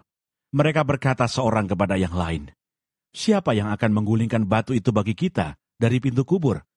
Tetapi ketika mereka melihat dari dekat, tampaklah batu yang memang sangat besar itu sudah terguling. Lalu mereka masuk ke dalam kubur, dan mereka melihat seorang muda yang memakai jubah putih, duduk di sebelah kanan. Mereka pun sangat terkejut, tetapi orang muda itu berkata kepada mereka, "Jangan takut, kamu mencari Yesus orang Nazaret yang disalibkan itu. Ia telah bangkit, ia tidak ada di sini. Lihat, inilah tempat mereka membaringkan dia. Tetapi sekarang pergilah, katakanlah kepada murid-muridnya dan kepada Petrus, ia mendahului kamu ke Galilea. Di sana kamu akan melihat dia, seperti yang sudah dikatakannya kepada kamu." Lalu mereka keluar dan lari meninggalkan kubur itu, sebab gentar dan dahsyat menimpa mereka. Mereka tidak mengatakan apa-apa kepada siapapun juga, karena takut. Dengan singkat mereka sampaikan semua pesan itu kepada Petrus dan teman-temannya. Sesudah itu Yesus sendiri dengan perantaraan murid-muridnya memberitakan dari timur ke barat berita yang kudus dan tak terbinasakan tentang keselamatan yang kekal itu. Yesus beberapa kali menampakkan diri dan mengutus murid-muridnya. Yesus terangkat ke surga. Setelah Yesus bangkit pagi-pagi pada hari pertama minggu itu, ia mula-mula menampakkan dirinya kepada Maria Magdalena. Daripadanya Yesus pernah mengusir 7 setan. Lalu perempuan itu pergi memberitahukannya kepada mereka yang selalu mengiringi Yesus dan yang pada waktu itu sedang berkabung dan menangis. Tetapi ketika mereka mendengar bahwa Yesus hidup dan telah dilihat olehnya, mereka tidak percaya. Sesudah itu ia menampakkan diri dalam rupa yang lain kepada 2 orang dari mereka, ketika keduanya dalam perjalanan keluar kota. Lalu kembalilah mereka dan memberitahukannya kepada teman-teman yang lain. Tetapi kepada mereka pun teman-teman itu tidak percaya. Akhirnya ia menampakkan diri kepada ke-11 orang itu ketika mereka sedang makan. Dan ia mencela ketidakpercayaan dan kedegilan hati mereka. Oleh karena mereka tidak percaya kepada orang-orang yang telah melihat dia sesudah kebangkitannya. Lalu ia berkata kepada mereka, "Pergilah ke seluruh dunia, beritakanlah Injil kepada segala makhluk. Siapa yang percaya dan dibaptis akan diselamatkan, tetapi siapa yang tidak percaya akan dihukum. Tanda-tanda ini akan menyertai orang-orang yang percaya. Mereka akan mengusir setan-setan demi namaku. Mereka akan berbicara dalam bahasa-bahasa yang baru bagi mereka.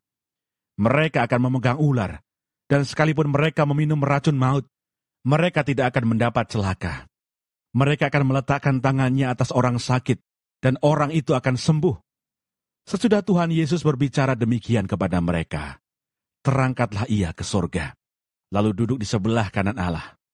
Mereka pun pergilah memberitakan Injil ke segala penjuru, dan Tuhan turut bekerja dan meneguhkan firman itu dengan tanda-tanda yang menyertainya.